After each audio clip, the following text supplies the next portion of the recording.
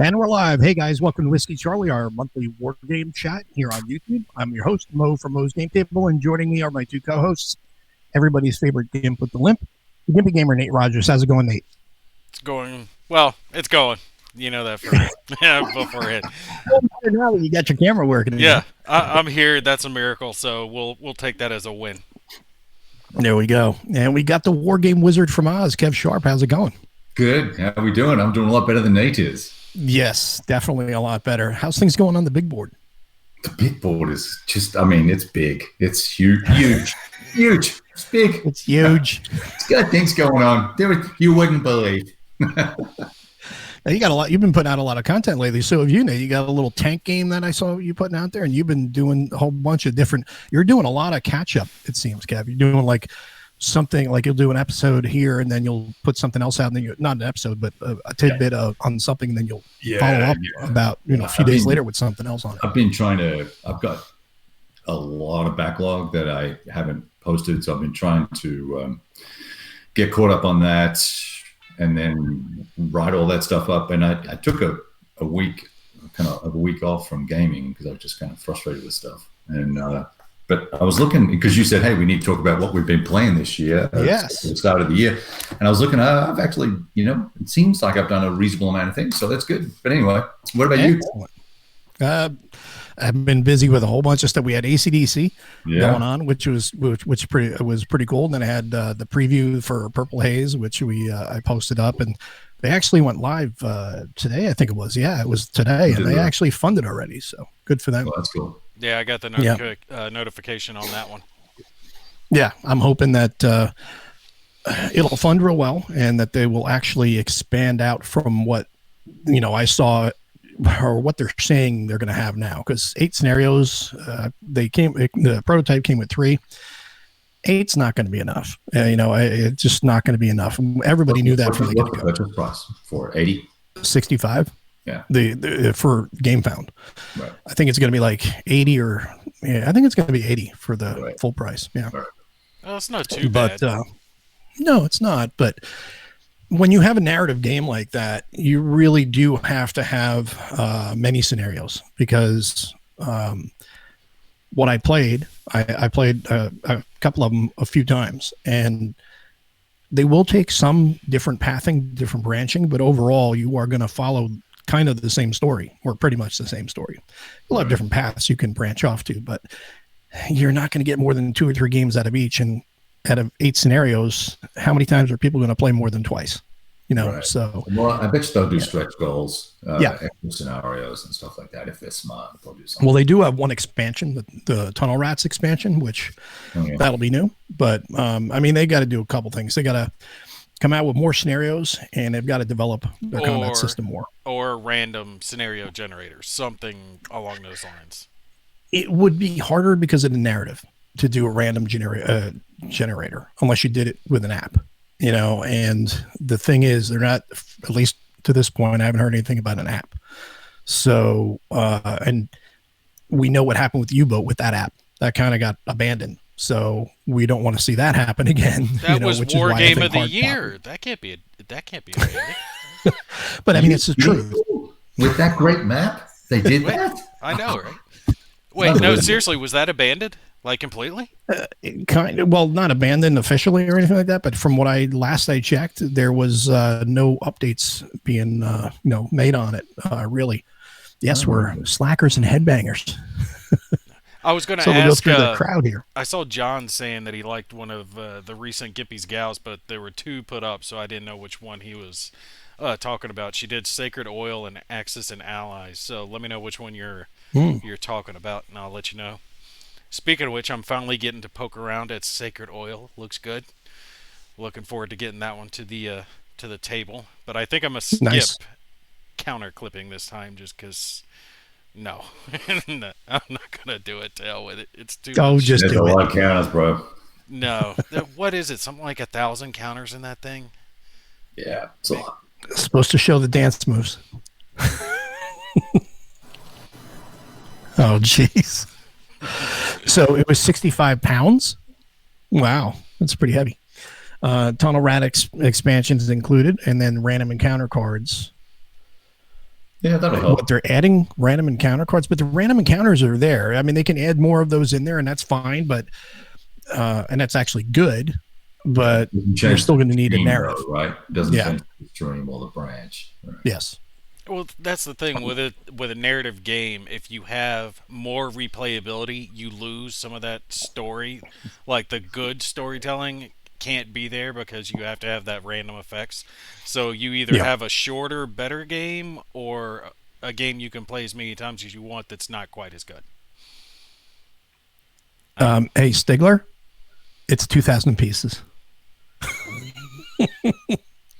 I clipped quite a bit of it, but not all of it. So slackers. I might just figure out what scenario I'm playing and clip those counters and just leave it at that. Right. Actually, I think I still have some of Iron Sky that needs to be clipped. Not a lot, but some. Probably like maybe 300 or 400 counters. Oh, I think all the reinforcements for like turn 30 or whatever it is, that none of those are being clipped. Like, I don't need you. I did it like a factory setting, man. I got everything set out when I did Under an Iron Sky. I laid it all out by the different factions, so USA and Soviets, and then the different under factions. Separate them then out by unit type, so infantry and armor and air and helicopter and transport, all that stuff. Got it all broke down. Then I took the time to clip down each stack and then put it in the counter tray. Clip down each stack, put the next one in the counter tray. I'm not doing that again. That took me like 3 or 4 days to do the whole damn game. Wow. I sorted mine by faction and then by turn of entry.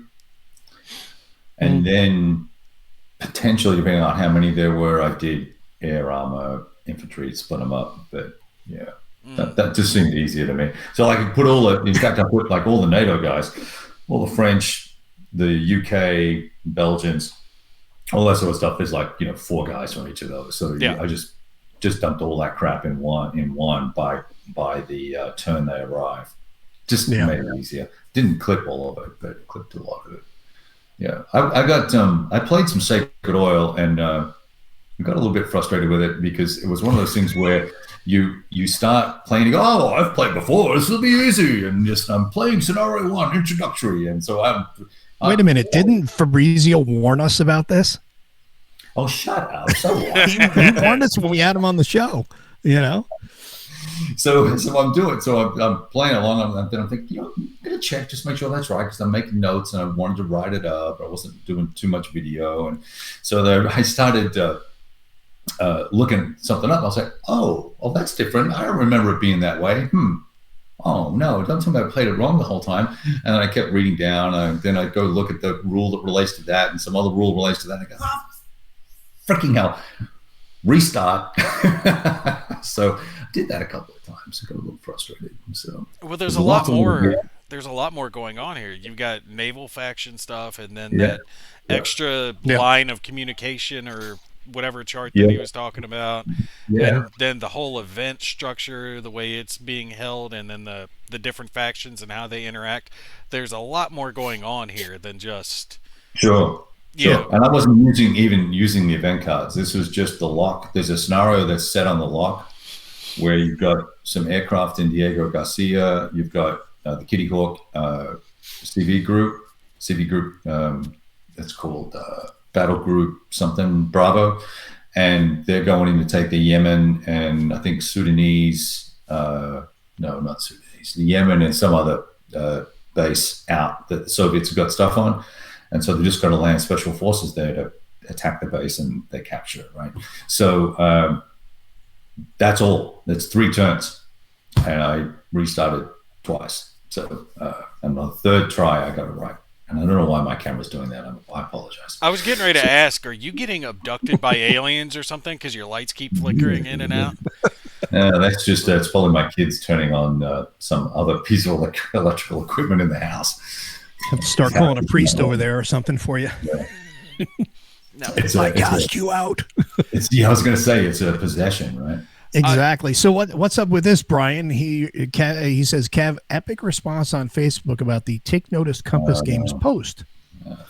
Do you know what he's talking about, some Kev? guy was giving Compass Games a hard time because he bought Dave Thompson's, Normandy game with, the deck builder game. Oh, Undaunted. Yeah. Yeah, it happens to be a war game as well, right? Wait. Yeah. He bought it?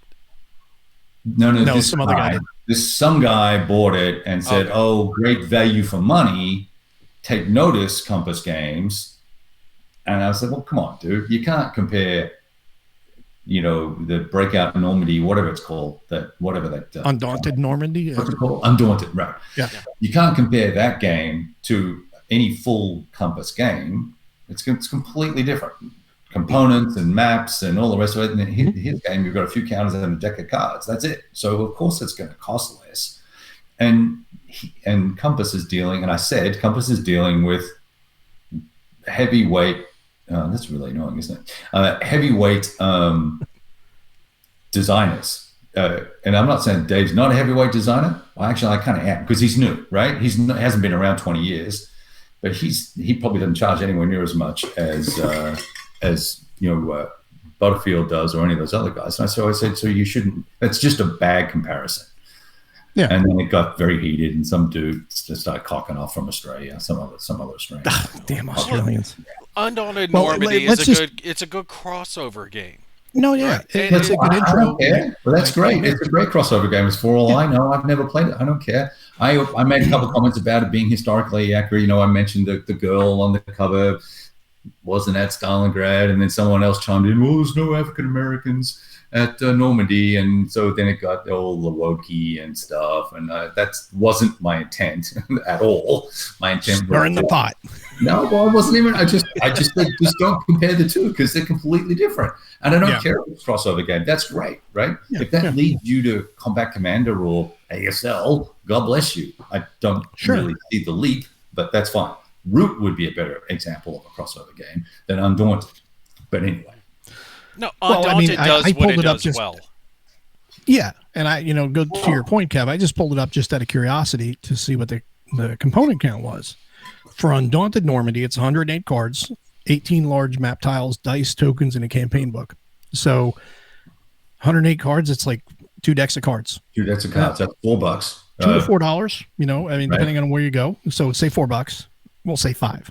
And then you've got 18 large map tiles, 50 cents to $1 each. So, not if that, Right. So you're talking like this thing probably costs like $10-12 to make, maybe even less, maybe like 7 or 8, when you're making it in China. So you have to keep in mind the actual production cost versus the production cost of a full-on war game. You've got 4, 5, 6, 7 counter sheets, and you've got 2 giant maps and a 40-page or 80-page rule book, and then a 40-page or 80-page playbook, and all your player aids on. You get a box and all the rest of it. Look, the box alone costs $5 for any Compass game, right? So my whole point was just a cost comparison from cost comparison, and then the designer gets paid something, and they certainly get a very different percentage depending on what the company is. And far too much. They get far too much. Far too much. It was a joke. But... Yeah, right. So anyway. Wow, that led off to a nice conversation. Thanks for Well, no, that's a great conversation because if you have a comparison like that, is that shows an ignorance or a lack of understanding. If whichever term you want to use, it's the same thing. Right. Of the general public when it comes to purchasing games, and they think that. Oh, they should be selling these games for $30, $40. Look at how they do it. It's like, look at the size of the box, look at the contents in the box, and look at the type of game it is versus and also a lot of games is made in the United States, which is inherently more expensive. Anyway. Yes. Yeah. Same for MMP. It all adds David up. talked to me about that before, and he had mentioned some of the prices. And just to get a prototype to me, you're looking at bare minimum 3 to 4 times the cost to have the prototype made. I think he told me the guy wanted to charge, I think it was $20 extra to include I think it was Landreth Ridge. He wanted to include the printed rule book, but he didn't. He sent it as a PDF because it was going to cost $20 per copy. Right. And that was just to have it printed here. And of course, with that, he's only making 4 or 5 copies of this. So we're not talking about bulk production, but that still needs to be considered because Compass does produce a lot of their stuff here in the U.S. versus printed in Sure. China. That's going to make a difference. That's true. Because when it comes to prototypes, I'm not sure where he went to, but I know prototypes run minimum probably run you about 150 to $200 up to 300. Right. So it gets Right. pricey very fast. Yeah, I mean, there's a guy in Europe right now that's trying to get 10 prototypes put together to send over to the US to gamers and stuff. And I've got you two knuckleheads on the list. I don't know why, but I do. But trying to, trying to get stuff made, and it's taking him months and months and months, and it's super expensive to get that stuff done. So the point, smaller the scale, more complex the game, more involved the game, more parts, more bits, more expensive, right? It's pretty straightforward. You go buy a deck of cards in a store, it's $3. You go to a tourist trap, you might pay $7 because it's got a really nice picture on the back. Yep. So you can't compare 2 packs of cards and a counter sheet and a few tiles to a Compass game or a GMT game, or God forbid you buy one of the European games that start at $200, right? Yeah. Yeah. For 7 sheets and 5 maps and 2 rule books and a box the size of a small state. Yeah. Dude, yeah. I was actually going to mention that as far as some of the Kickstarters recently. I don't know if you guys have noticed, but the prices have shot through the roof, especially if you're looking at All In. There was one of my little guilty pleasures is the zombie side games. I like those little miniatures. Oh, yeah, I games. saw that, yeah. Yeah, the All In on that thing, almost $500. It's like $460. That's crazy. Yeah, that's crazy. Who the hell's gonna spend that? Right. On a board game? I can't afford that. No way in hell. Yeah.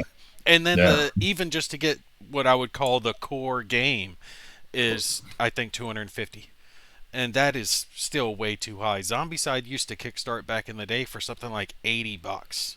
80 to 100 bucks. Are we talking about maybe it's a different game. I'm not even going to go there. Well, look at the OST. Look at the old school tactical Kickstarter.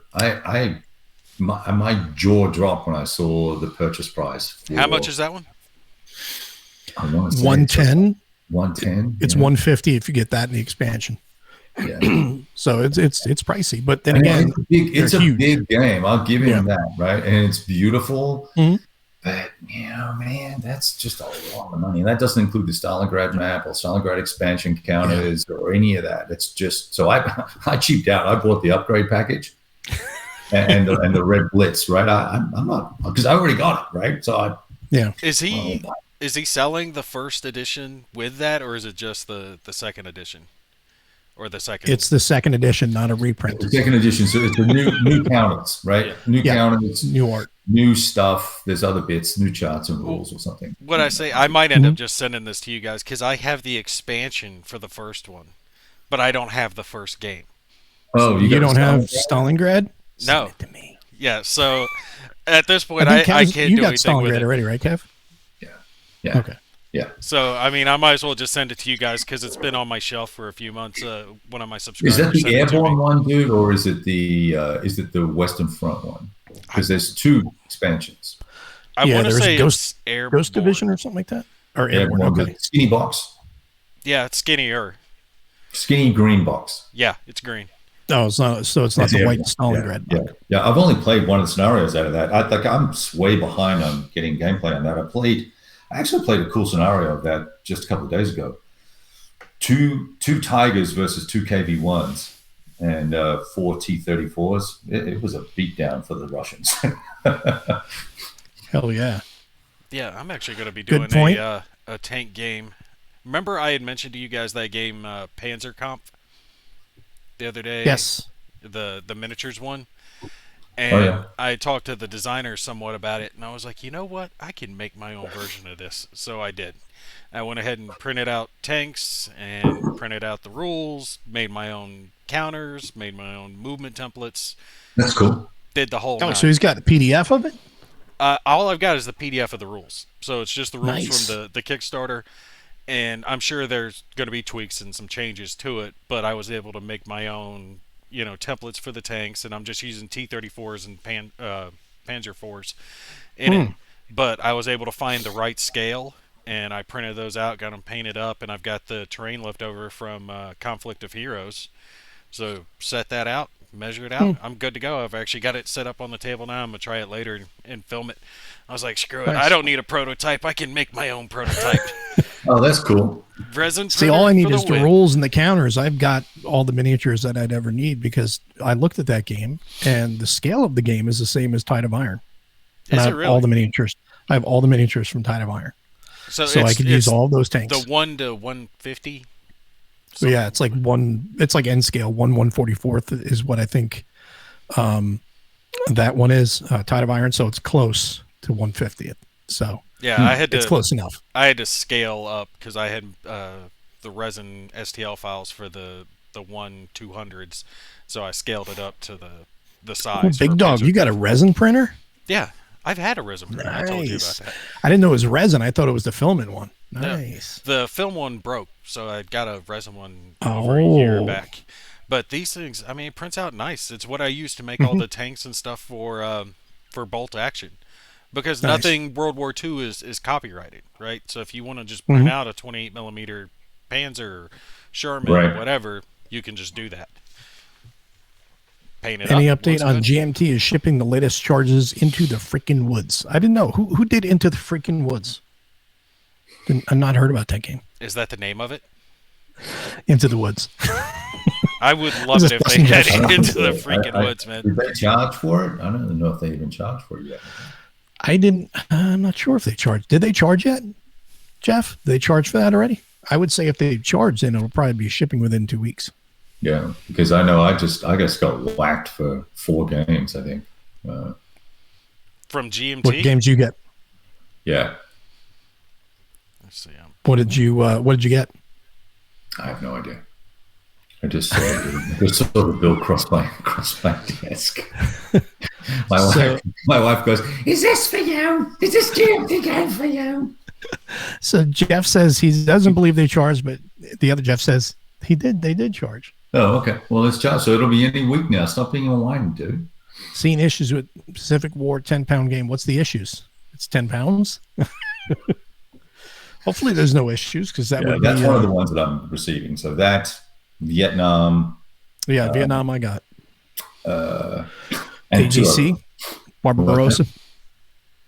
Oh, yeah, AGC. And Yeah. then the fourth might be, I think the Salerno game is out. Yeah. Are you guys I selling consider- drugs and just not cutting me in?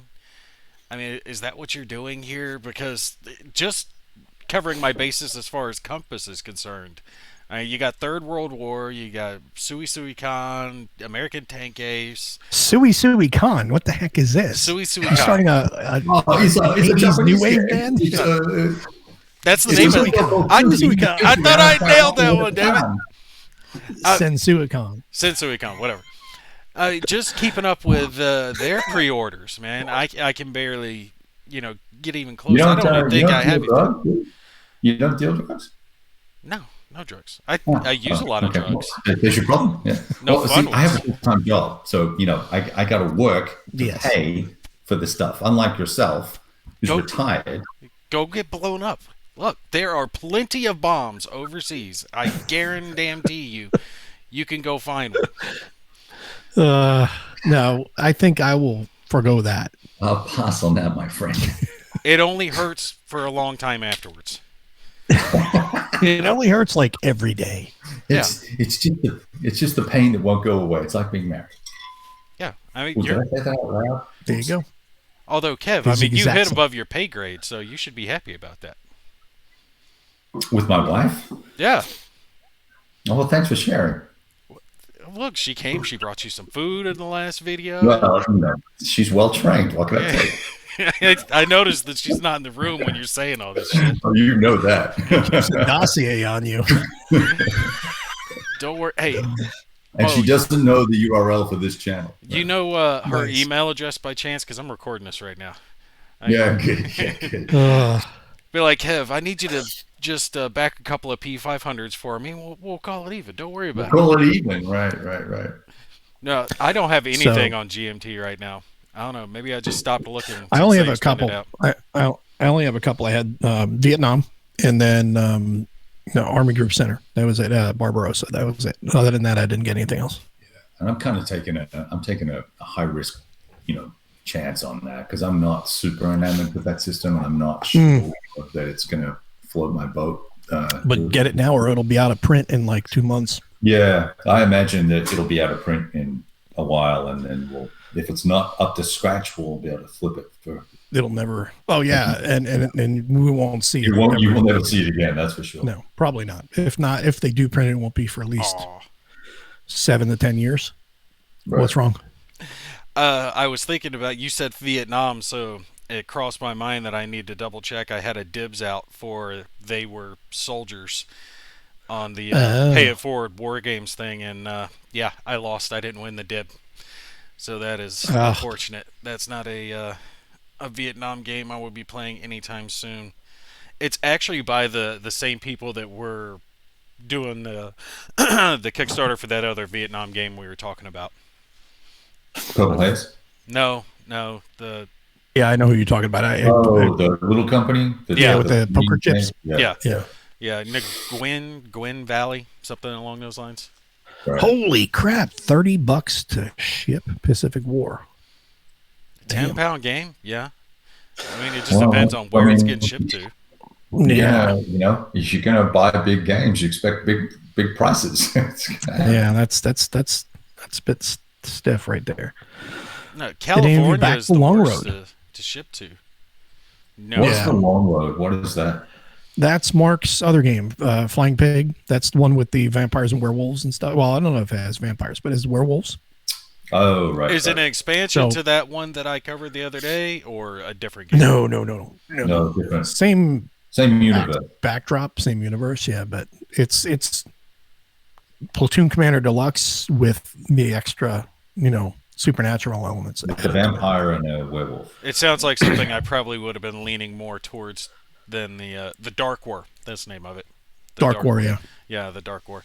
Don't get me wrong, the Dark War isn't necessarily a bad game, but it's not a very soloable game. There's too much of it based around, having a GM. Speaking of having a GM, dummy, I got Twilight 2K on your orders. I wouldn't even say recommendation. It was ordered to get it from the game store, so we need to do something with that. Kev, well, you already did. You got a video out, right? I got a video coming out.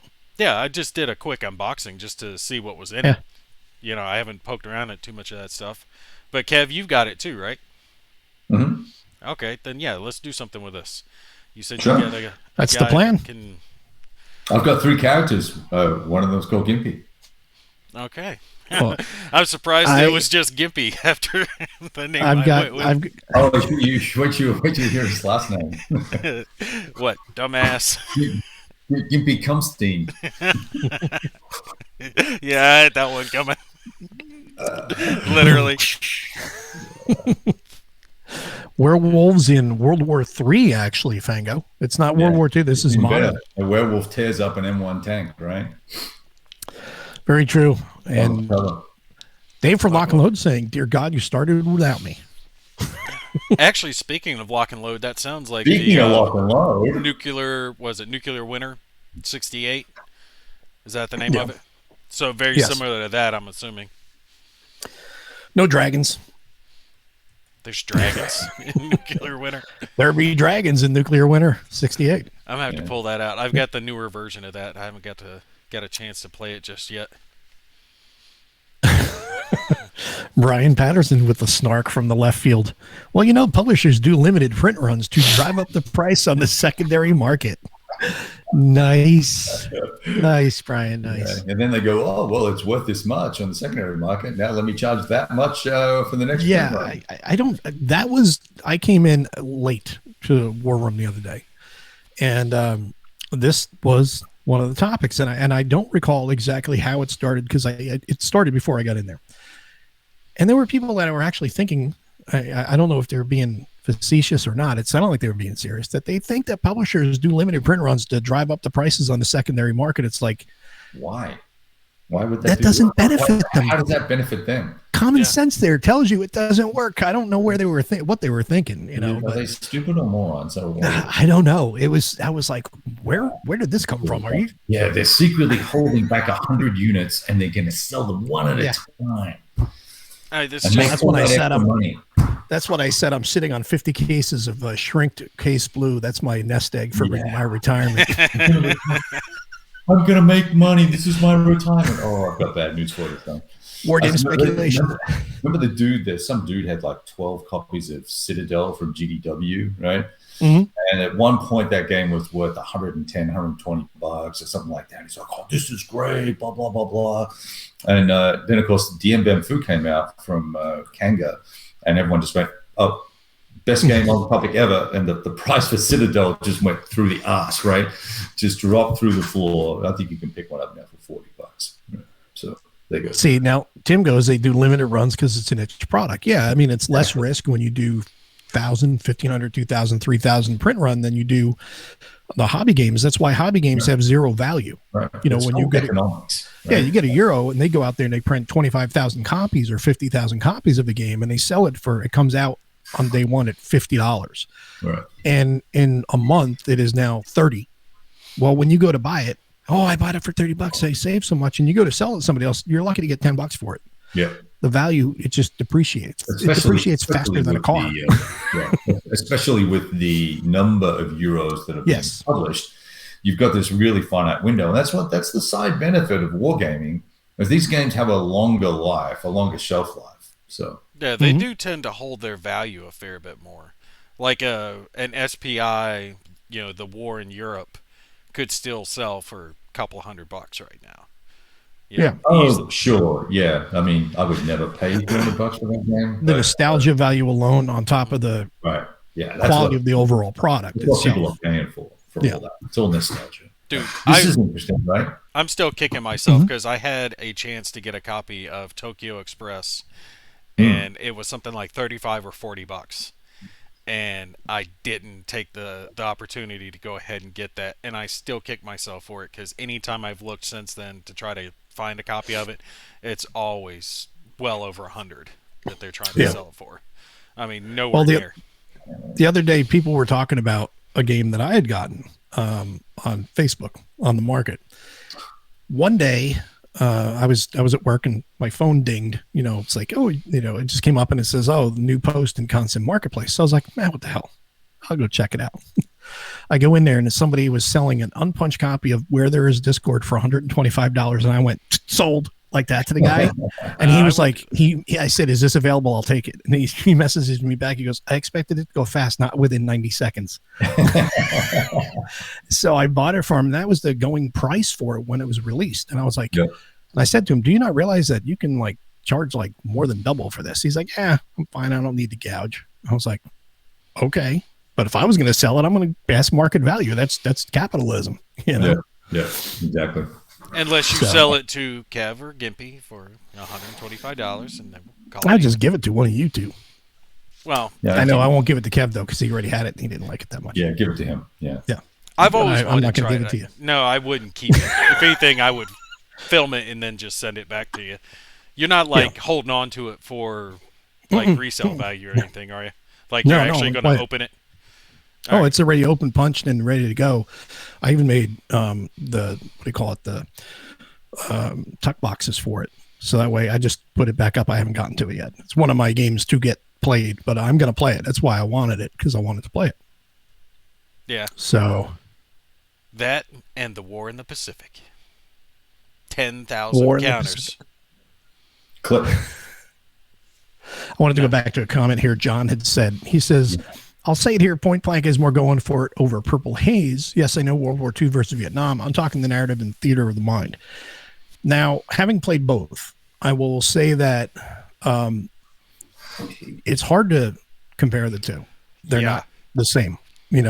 Point blank is a tactical game. It's like up front. It's a true tactical game. And it's just using cards instead of counters. Whereas Purple Haze is a narrative generator. And it has a story and a branching story. You don't make the same. Do not make anywhere near the same tactical decisions that you make in Point Blank. So it's not a fair evaluation or a fair, comparison, I would say. And so I would have to disagree with you only in saying that. Not disagree with that. I'd say it's not a fair comparison to either game because they serve two different purposes. So Purple Haze is going to be cool, I think, for what it does if they develop it out further. It's neat the way it is now, but it's kind of limited. They could expand it out further and make it better. It's still going to be limited because of the narrative aspect of it, but Point Blank is going to just have tons of replayability. Do you see them developing it out further? They're saying they will. And I even gave them some ideas, because not only in the video, but then in some emails that I've had with them, some conversations I've had with them. And then on the video that I have, there's a thread. Me and James were talking back and forth about it, and I had posted some of my suggestions. And I said, well, that's enough for now. Like that, I put a bunch of them out there because there's room to expand the tactical flexibility in that game quite a bit. It depends on if they want to do it, and I think going with a 6-man team and calling it a squad is, I even said it in the video, it's basically a glorified fire team. Yeah. 6 people. It's a half squad, and you could have a story for a half squad. You can actually, if they wanted to, they could build this out to a full squad and then do the scenarios they have. Then they can come up with another 6 scenario expansion and have it be the lost half squad, and how, and then you knock it down to 6. These guys get separated, or they lose half their squad and they're left and they have to get back to base, that sort of thing. Why didn't they just go fire team instead? That way they could flesh them out more. Because I could see what they're trying to do. They don't want to have too many, so you have too much going on, right?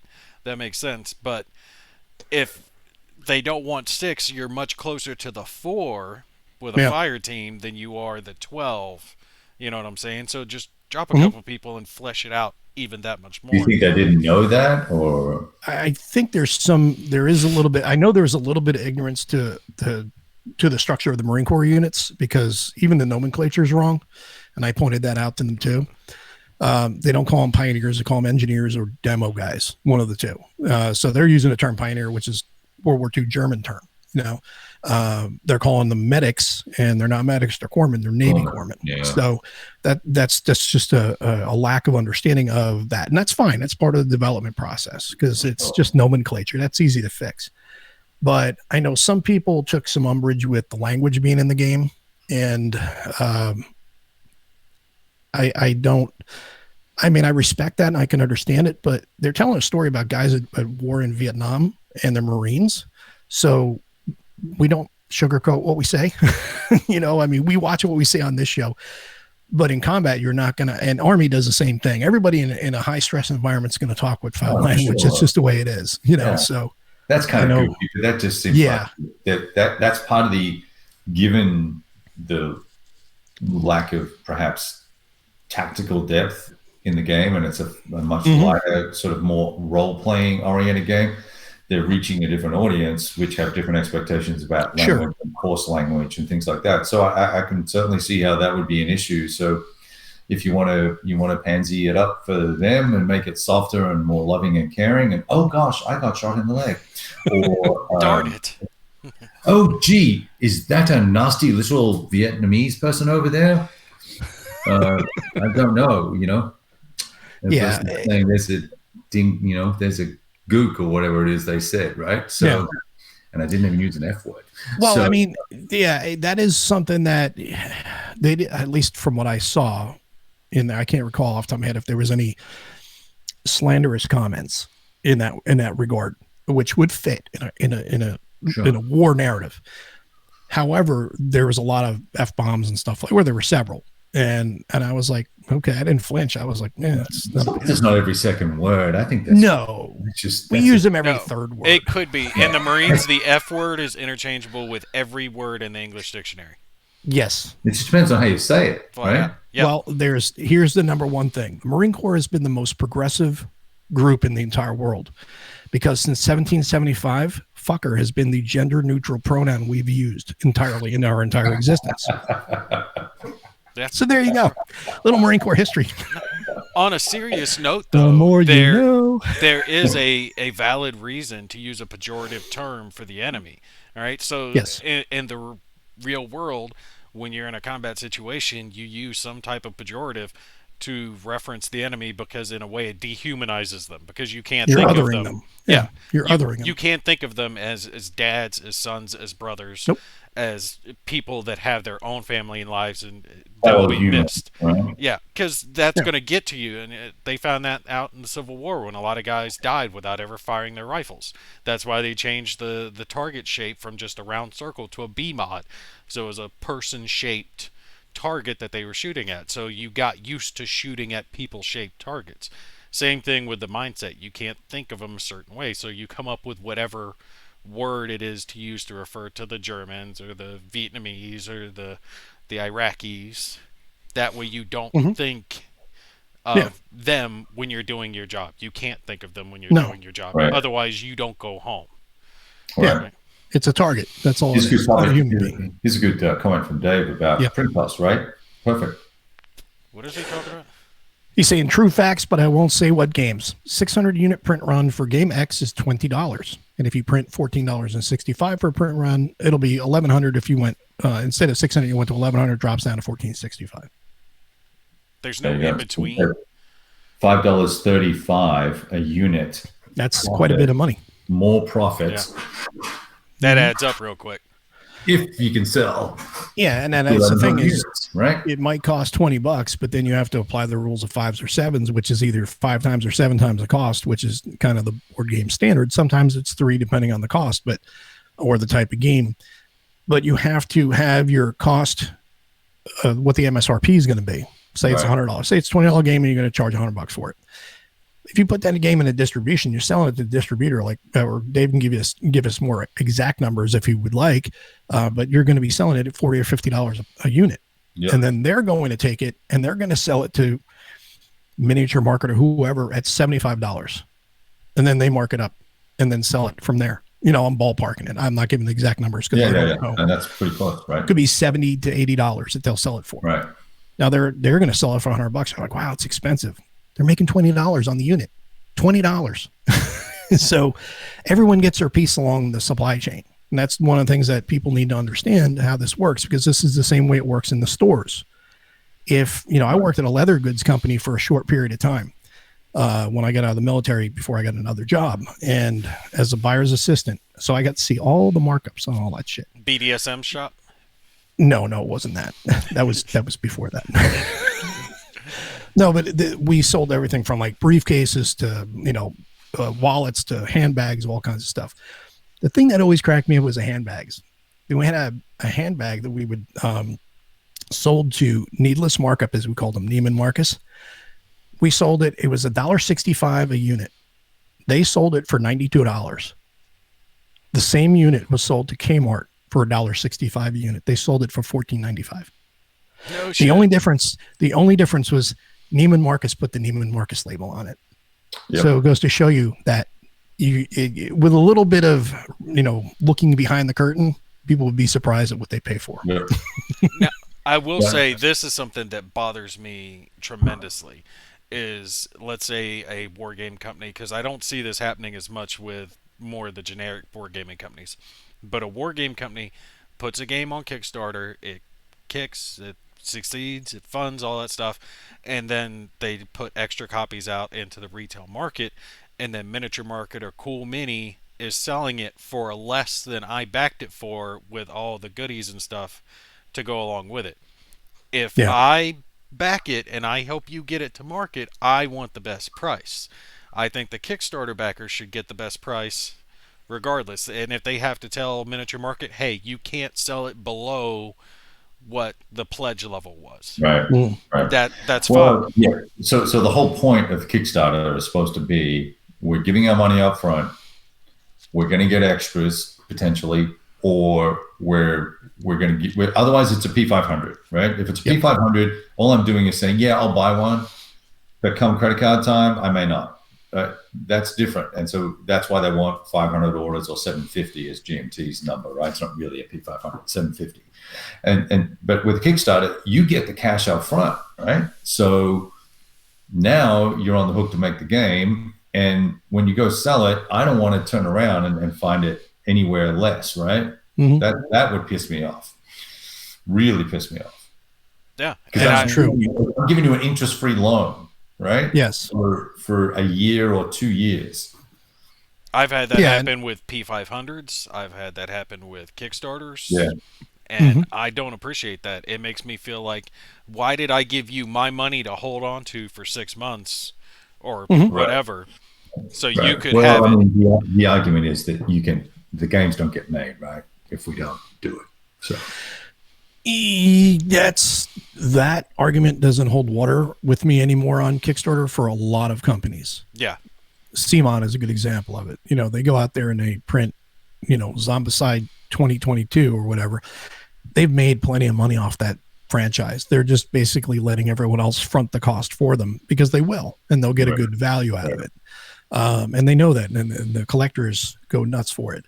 I don't do a lot of Kickstarters anymore, and I've done over 200 in the past. I've backed quite a bit, and I've learned over my time doing it. A lot of it was, friends I had that were doing games. I wanted to back them, show support and stuff like that. And there were other games that I wanted, and I've been doing it for years. And now I'm just like, Nate, what you said, I'm not doing it because I'm going to back this game for $80 and then it's going to be on sale at Miniature Market for 60. And it's like, no, I'm not doing it anymore. Now I will for some companies, don't get me wrong. Yeah. I still will back them, because I know it's a good game or it's a good price or whatever. Right. I'll do it. But generally though, no. Smaller companies more so than bigger companies. Yeah, Yeah, like and- Third World War. I put down the Yeah. backing for that because I know that when I get that game, if I go to buy it from Compass Games later on, if they have retail copies left, it's still going to be the same price or more. Right. They're not going to be selling it for less later on. Wow.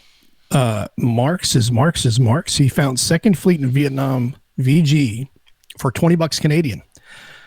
And now What is that? I hope like you understand. $5 American? That's what I was going to say. $2.80 American. That's a great deal. No, that is a really good deal for those. Yeah, that I would jump on those. And right now, the old VG Vietnam is going to go for a lot less than it was going for because GMT's reprinted it. So Yeah.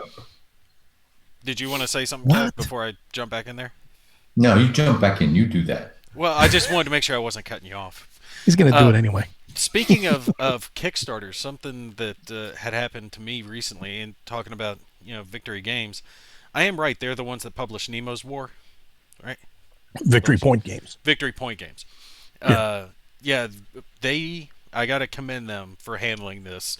I had backed Nemo's War, not the whole thing, but the expansion for the 3rd edition because I like Nemo's War. And Good point. there was a problem with it when it was coming to finalizing the thing because they're getting ready to ship it, and it didn't have the little expansion pack of cards, like $9 pack of cards on there, and it was just making me force that money that I had already spent on that into like the shipping and taxes and leaving a little credit. Mm-hmm. To be fair, I contacted them, let them know what the deal was. The next day they had reopened my thing, put the order back in, fixed it, and squared me within a day. Mad props to them for handling it that quickly. A different company, and I'm going to call them out for it, Epic Games, back in November, I got a game for my birthday that, you know how games come with a stack of counter sheets? Mm-hmm. This one had, I still remember it, 18, and I got 2 sheet 13s and no sheet 14. I kept the sheets. I took picture. I sent it to him, explained to him what happened, showed him my proof of purchase that I didn't get this from like eBay opened or anything like that. This was a new copy that I had bought, or had been bought for me rather. So I just want that sheet that I'm missing. I did a back and forth with them forever, and then some handling department, I forget who was handling it, but it wasn't until yesterday that they finally got that damn sheet that had been missing sent to me. So we're looking at like 4 months that I've been waiting for them to finally Who is get this? it. This Epic? was Epic Games. Epic. They're the what ones, do they make? They did that real big game. Do they do Mark? Tomb of the Lost Temple, I think is the name of it. Huh.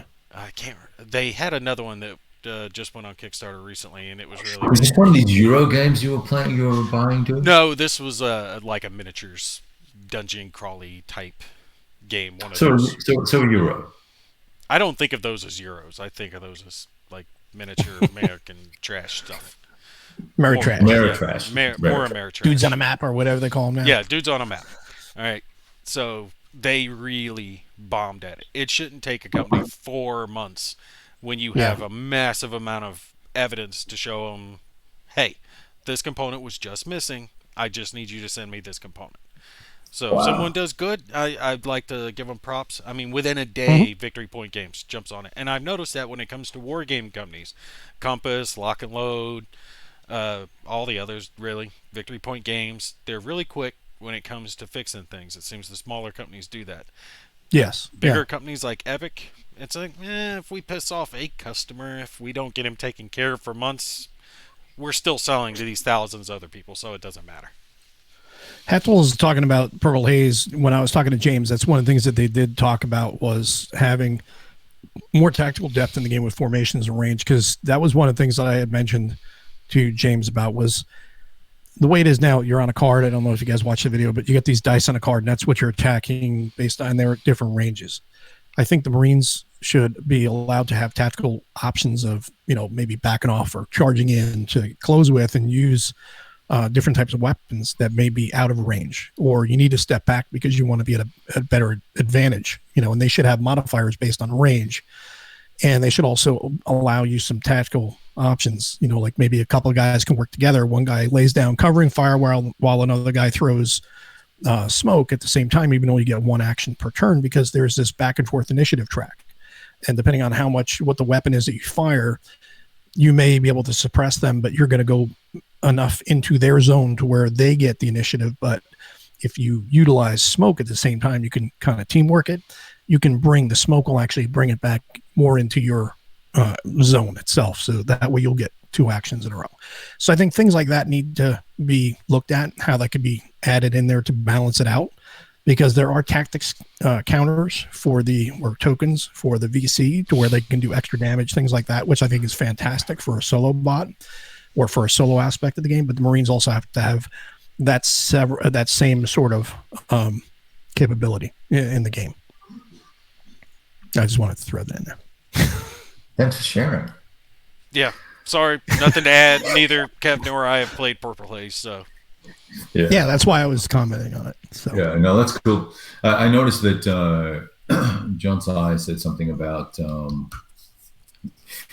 the discount with GMT or on a P500 is your interest on your loan to them, right? But it's even better than that, because you get the discount for making a commitment, a non-financial commitment. So now you may find it cheaper later, or they may put it on sale or something like that. But you've locked in a 30% discount, and you don't have to give it the money until it's time. Whereas with Kickstarters, generally speaking, I won't back a Kickstarter if it's charging me retail what is going to be the retail price. I'm not backing it. So it needs to be cheaper if you're getting my money up front. So and or give me more stuff, right? That you won't be able to get at retail potentially. Mm-hmm. No, that's true. Yeah, it's a really good point. Yeah. So anyway, I thought we were going to talk about some of the stuff we played, but I guess we got kind of a little sidetracked. So what have you been playing?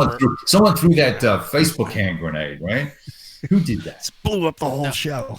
Hold on. Let me talk these people up. Let me add one more thing about that.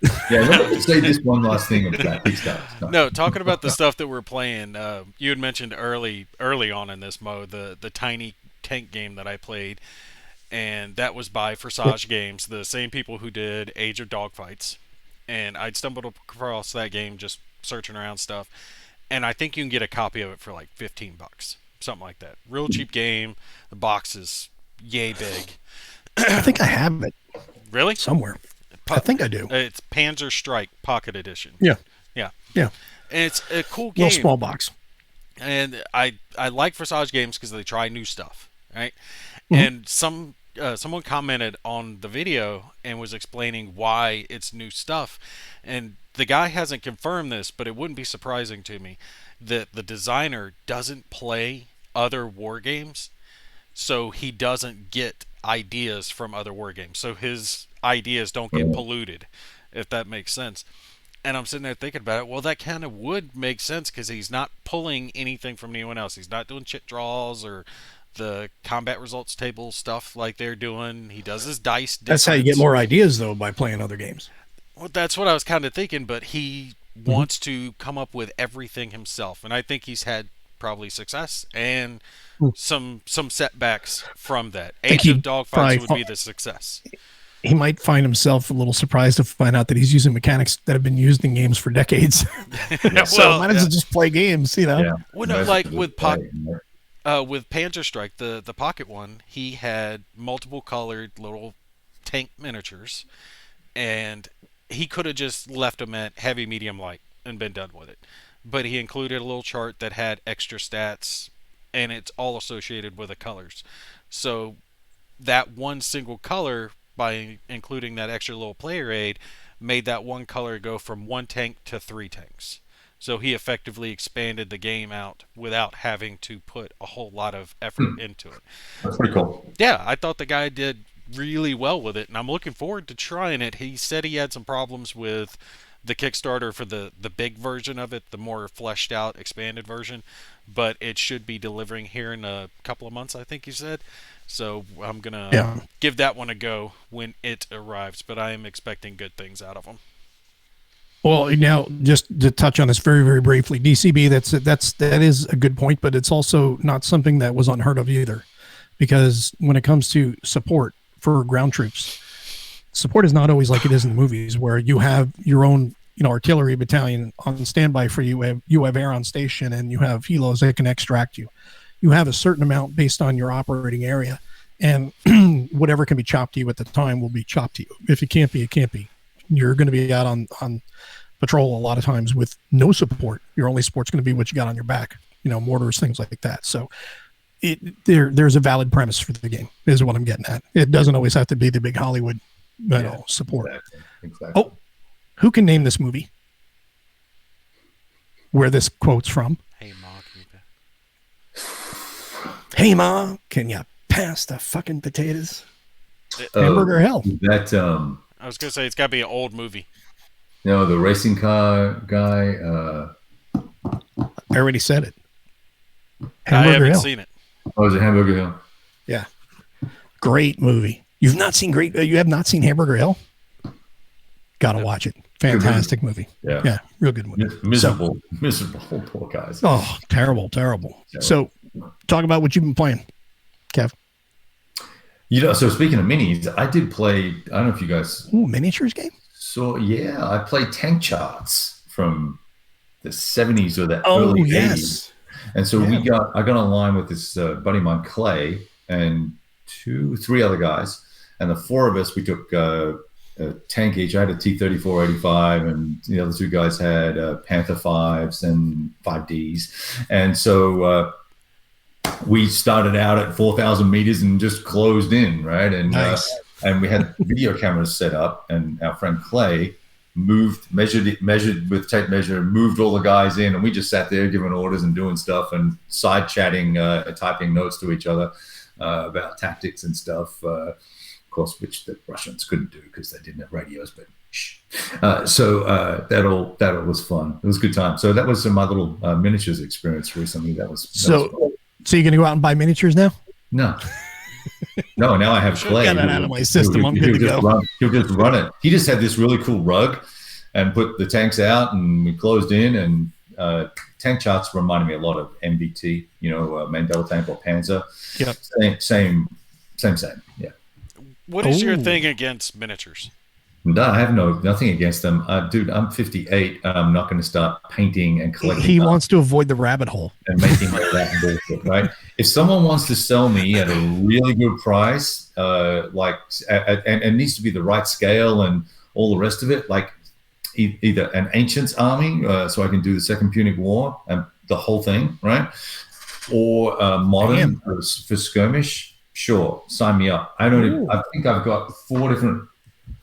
Is it De Bella Antiquitas or whatever it is? Mm-hmm. I've got those rules. Someone sent me like 20 little miniatures to try, and I goofed around with them a little bit, but I haven't really done much else. So I don't have anything against them, man. I just don't want to waste the time. Let's get Nice. him a box of Space Marines or something. Just Now send there's it to some him. good ones. There's some good miniatures out there, the modern miniatures. You Yeah. can go Well, like yeah. 15 mil, or you can go 28 Yeah, mil. I mean, I get super excited about all that. I love. We'll look at. I troll the Spectre Miniatures site all the time. Oh yeah, they I got would pretty just ones. get Yeah. all over that action all the Yeah. time. But I'm just not gonna. Hey John, so is the Marine Corps birthday, Rabbit November 10th, 1775, in a bar, Tun Tavern. Well, it's the only birthday that matters. I mean, who cares about the Exactly. Navy? It's taxi service. They're just getting us where Tim we said, need to "Wow, go. Tim, you never swear under duress." You've never been under duress, then. Yeah. No, some people are. I mean, people cool. all do act, differently. Some people are just so mechanical, almost under duress, that they don't necessarily curse. No, I served with a guy that was like that when we deployed, and I'm not going to call him out just in case he happens to be watching this. But him and his brother, two of the nicest guys, but they never cursed, and it was a waste of man meat because these guys were gorgeous. I mean, I'm not gay, but if I ever go gay, I'm going to give him a call because the guy's just a Greek god. I mean, he's beautiful. They had women just falling off of them, and they both, saved it for marriage and never cursed. I mean, they were the epitome They were of good Christian soldiers. yes, they're Captain America incarnate, right? The nicest guys ever. But they take fire and they oh darn it, this is bad. Just no cuss word ever came out of those guys' mouth. Wow. Mad John respectful. Longfellow. Don't get me wrong, I love the guys. I mean, they're two of the greatest guys I ever served with, but couldn't get them to cuss, and we tried. We offered. We bribed. Nothing worked. So this is a little behind, but Dave is saying 55 to 60% off MSRP. I guess that's distributor price. Yeah, I think he must have gone back inside of the stream and then is catching up. Wait, that's his cost? No, that's what he's selling. That's what he sells it to distributor. I'm guessing. to 55 to 60% off of retail for wholesalers. Okay, so it's basically double the cost, roughly. A college diploma that says Harvard is going to cost you $280,000, while one that says State U is going to cost you $120K. Give me $50,000, I'll get you a Harvard diploma tomorrow, or a Harvard degree tomorrow. Photoshop is a wonderful thing. You can also get one from. Dude.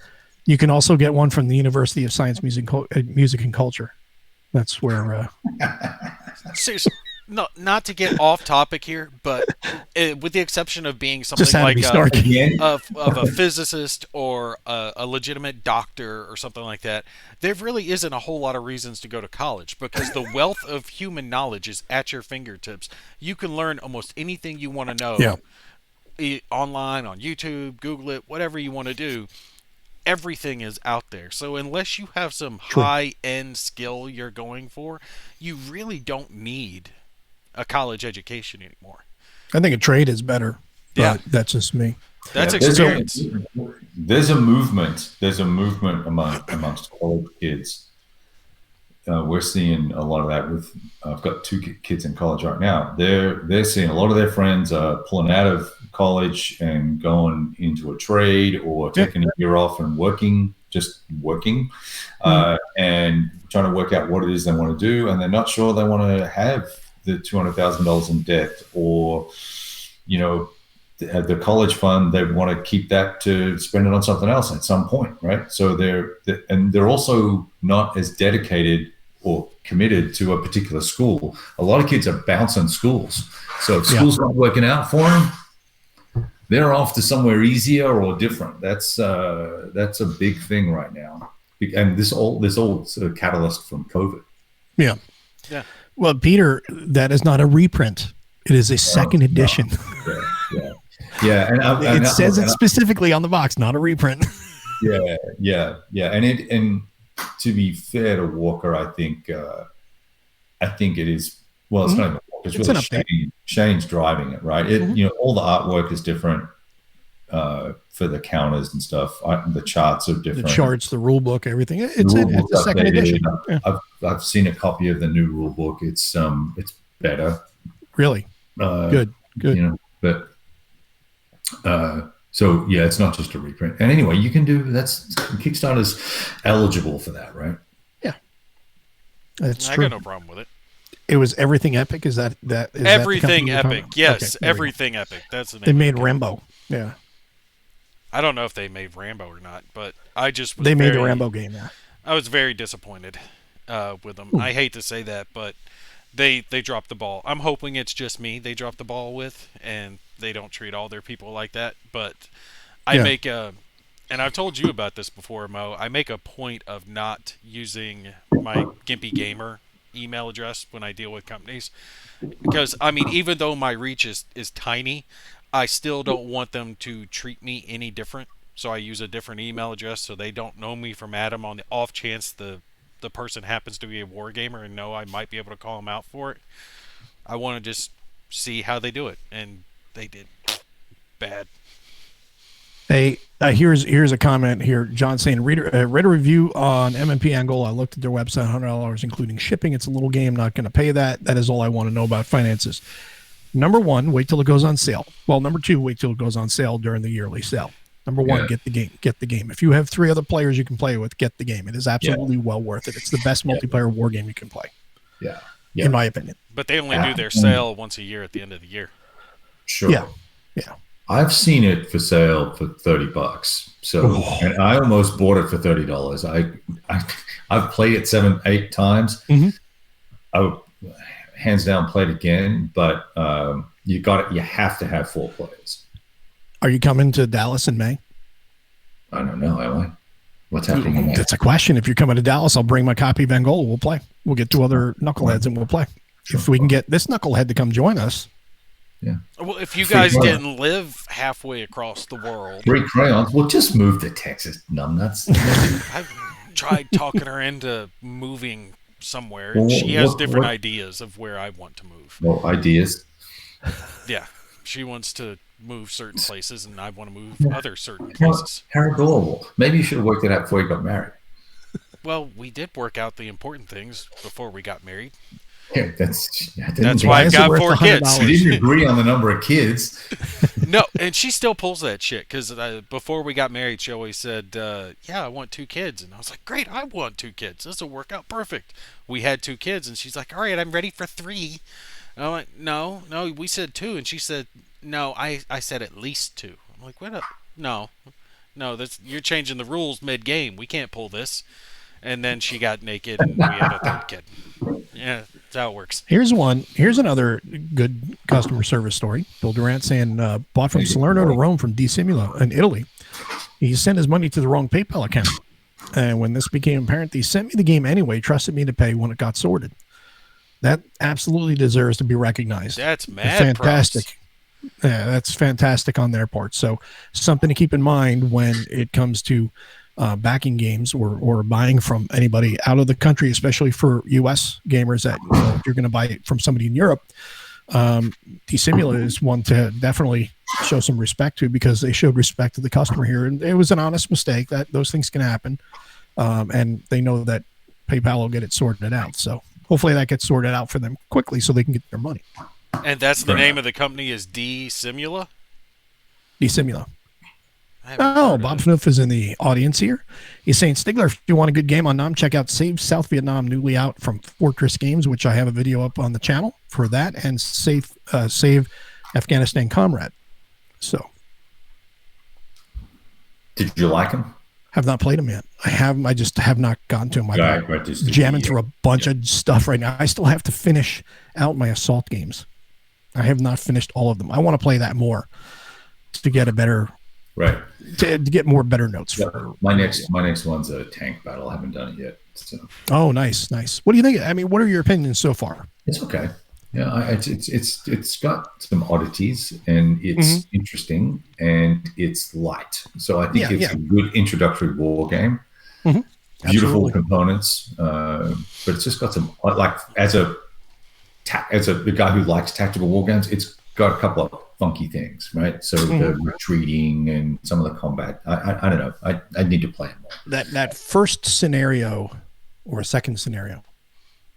Now, granted, it's a training scenario, but I found that the way with the tanks, the way that the objective is, it's over on the far right. Basically, you're rushing there, and you have terrain in between you. So it's basically just rush up into the hills and through the trees, to grandmother's house we go, and you rush to try to get to the hill. The Germans are going to have the advantage from the terrain approach on their side. The Soviets are not. So it basically just becomes who's going to run up there first, who's going to run up and try to challenge him, and who gets hosed first is really what it comes down to, that game or that scenario, which is fine because it's intended to be get you going you're going to get into combat fast, and you're going to, because it's a short game, it's like 6 turns, and it takes you a couple turns just to get up into that area. So you only have like 2, maybe 3 turns where you're going to actually be involved in combat. So maybe I should just set up 4 tanks and on hills and shoot each other and see what happens. Kind of, sort of. But no, I mean, I kind of liked it, but at the same time, I was like, man, that is not necessarily the best first impression for people. Now, again, it's a training scenario. So if you play that, when you get it, do not let that influence how you feel about the game, because that is incredibly rudimentary. I'm super curious about the formations and how that's all going to work. And there's here's this formation and this formation. So it's very specific, SS division or German, a designation for a guards division for the Soviets or a German division. And you're like, oh, this is really cool. But then it's just, okay, grab a platoon of tanks and a platoon of infantry and a platoon of this, a platoon of that. And I'm kind of like, okay. So is it historical? Is it window dressing or not? Yeah.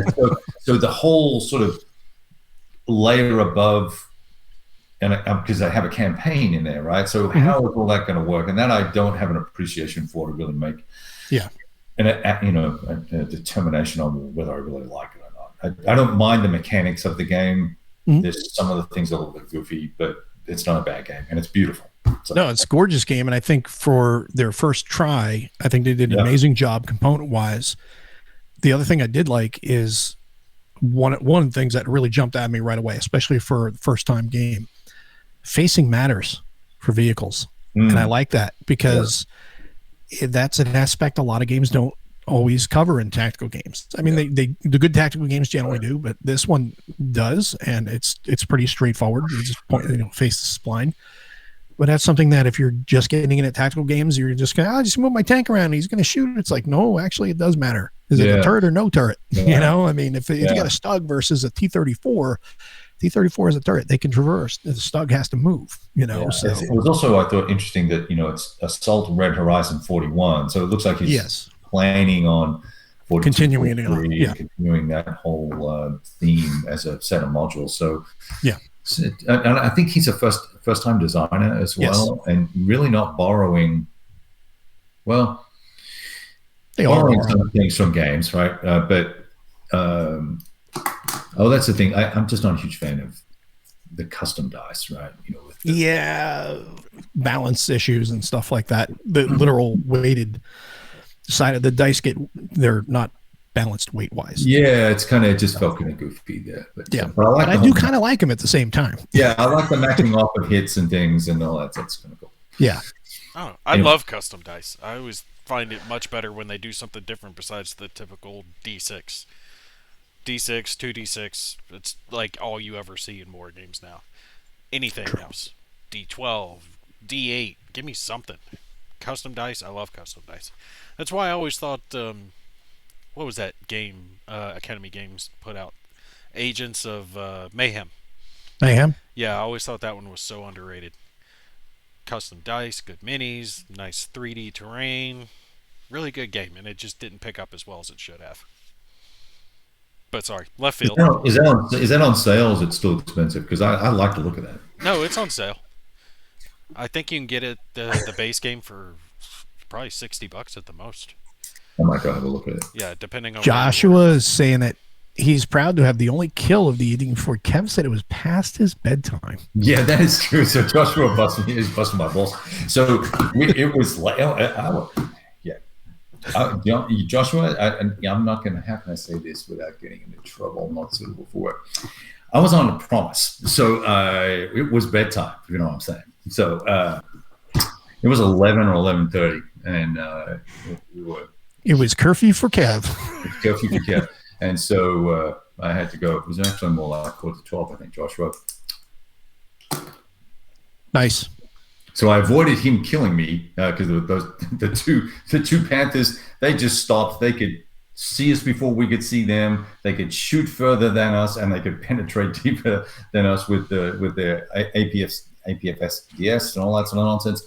And they were, I was the last tank left, so I was turning in to do the suicide charge, see if I could get a shot off. And I was like, oh, that's the end of that turn. I need to go. So. Nice. So yeah, Hamburger Hill was one of Don Cheadle's first movies. It's an older movie. We got money, 99 cents. Woohoo! I know nice. the name, but I can't place the face. Don Cheadle. He did. He was in the Marvel. The black guy, Captain America. Yeah, and he was also in War Machine. Hotel Rwanda. War Machine. Yeah, that guy. No, was he War Machine? Yes. Yeah, that's Don Cheadle. The first right? guy, not the guy. Yeah. Not the first one, but from the second one. Yeah, not the guy on your left. Not I forget all the characters' names in Marvel movies. But yeah, not War that Machine. Guy. The guy played War Machine in Iron Man 2. Iron Man. Yeah. Not Captain America. Iron Man. I was like, I know the name Don Cheadle, but I can't place it. I like the first guy that played it, but he was so stupid to do whatever he did to get out of it, because that would have been a lot more money in his pocket if he had stuck with the role. True. Anyway, left field. So what else you got going there, Nate, game-wise for you, and then we'll go back to Kev. Well, let's see. I already mentioned Sacred Oil. I guess the next big thing, I'm finally going to finish up Point Blank, because that's been put off a little bit too much. But the boot camp series for that will be finished up here soon. There's only a handful of videos left for that. And then I'm finally going to get a chance to play Axis and Allies, because I've never played it.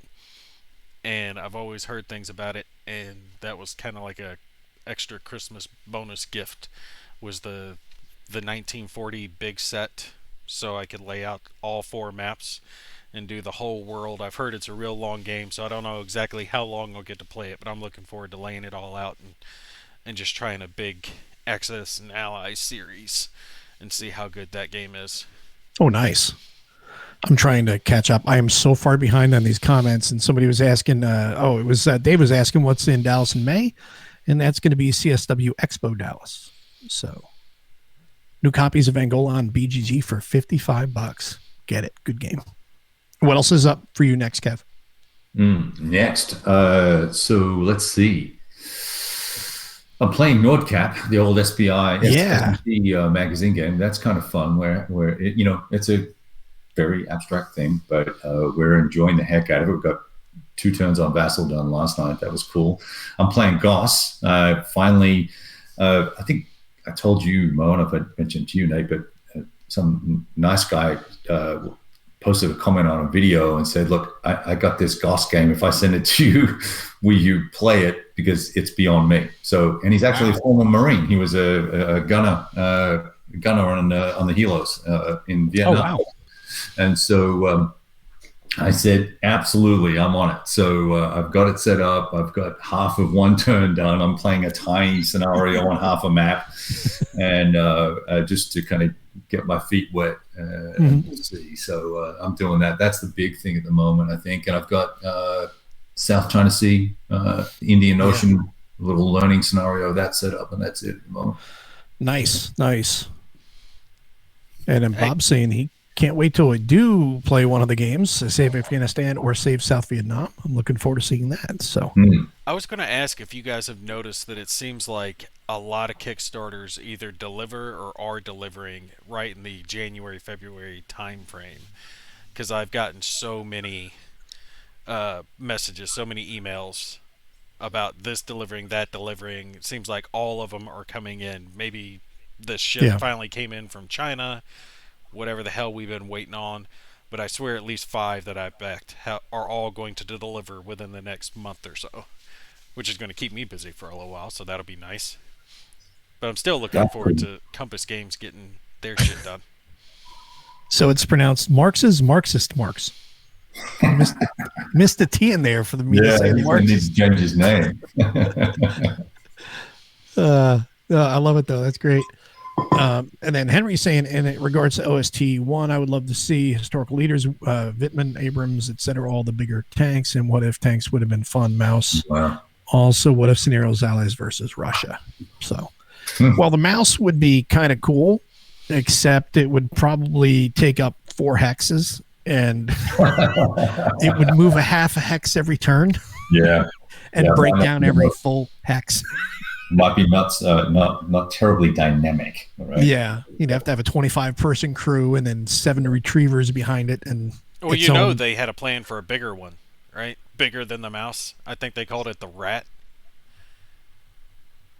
It was something like a land battleship. It was effectively the size of like 4 mouse tanks. Really, Yeah. Wow. Like, look it up. It's RATTE, I think is the name of it. really. Yeah. It was like battleship level cannon on the top of it. Their idea was it was a slow moving bunker that could be repositioned. You're not thinking of the train gun, are you? No, no. This one actually Okay. had treads. I watched some YouTube Okay. video on it. That must be true. Yeah. The Uh, Rata. One of the ones that covers all It those sounds World War II vaguely tanks. familiar, but I don't remember it Is being that the thing that with big. the two guns out the turret? Yeah, I think so. You're a crackhead. No, It is. seriously. And it was like a multi-gun turret. Their plan was to drive it The along Land and Cruiser. fill in The gaps. Land Cruiser. Oh, the Land Cruiser. Yeah. Yes, Yeah, I do Land remember Cruiser. the Land Cruiser. 1000. This is where we need Uwe right here with us, so he can go into his full-on German and share it with us the best way possible. Yeah, when he's 3 sheets to the wind. Yeah, It that's has even better. 2 by 280 millimeters, 4 by 128 4 by 128 millimeter AA guns, and 8 Daimler-Benz engines, 20 cylinders. Yeah, that's what I want. Screw the mouse. Put Yeah. that into a game. Yeah, Damn. yeah, hose down the front yard, and that thing ain't going anywhere. Well, that was the thing. They figured out they couldn't drive it across any bridge ever. And Right. it would sink into any ground that it tried to drive across. So it was pretty That's much, crazy. A neat idea, but it would never happen. Yeah. Well, they definitely had some goofy ideas. That's for sure. Well, you got to give them credit. It was either go big or go home, and they went with go big. They went both. Yeah. They went big. They went all the way to Russia, and they went all the way back home again too. There and back again. It was like the Hobbit's That's a tale. long walk. Well, that's the thing. Numbers matter. Their tanks might have been better, and that's what they're always remembered for. Is especially things like their Panthers were excellent tanks. Panther was the best tank of the war. Yeah, and it would That and a T-34. yeah, it would smoke a Sherman easy, but for every one Panther they had, we had like 20 Shermans. Same as far as T-34s go. Doesn't matter if you can produce the T-34s were like, they printed those things like the Fed prints money. I mean, they were just building them like crazy. The T-34s, they were a great vehicle too. Yeah, but they it were was zippy fast little tank. yeah, first introduction of sloped armor too, I think, right? Mhm. And that made all the difference. Panther also had sloped armor. Yeah, but the Panther was after the T-34.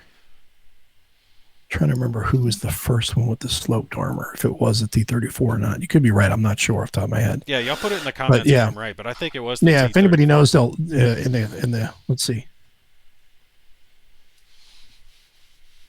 Steve Jackson's ogre. Yeah, yeah, that would be freaking awesome. But if anybody knows what the tank was that did the first with the sloped armor, because that makes a huge difference in armor penetration. Because if you have just your flat armor, but then when you slope it, it changes significantly, massively, the armor penetration. Yeah, that was one of the things for the Tigers, the fact that it had super, super thick armor, but it was all flat. Didn't matter which side it was all flat armor. Well, it could also hit you from like 3 times the distance that you could hit. Yeah. So, I could sit back at like 2,000 yards and shoot at you and you're reaching 800 meters, Well, that's why I like that movie Fury so much. You guys have seen that one, right? Yep. Yeah. Look, I understand it's not perfectly totally accurate, but they had a real Tiger tank in it, one of the last functioning Tiger tanks.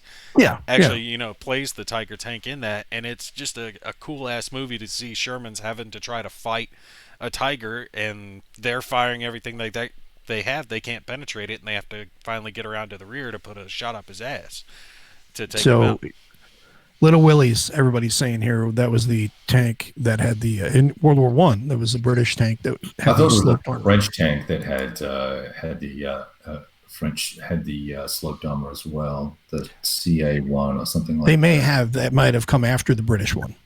Is I think they well I think I don't this know if was that was sloped first. on the this was sloped on the rear though, Oh, No. really? Not just that it was sloped though, like so sloped that with would a protect it purpose while they were of They're running staying on away. the nose. being So protective. Like, was the Little Willie designed with sloping armor he for missed my that joke. purpose? No, I missed your joke. You totally missed the joke. What? I don't have a Little Willie. That's for friggin' kids. No, that proved. total. Wow, you don't forget. Well, you can still procreate with a small, what's it? No, you That can't. doesn't it means the sperm has to travel further. What are you talking about? That little Asian guy. Henry's I saying was a at boot camp with. T-34 was first and was designed by an American. Hmm. And then Fango's saying French There we go. S-35 and Yeah. R-35 were sloped. There you go.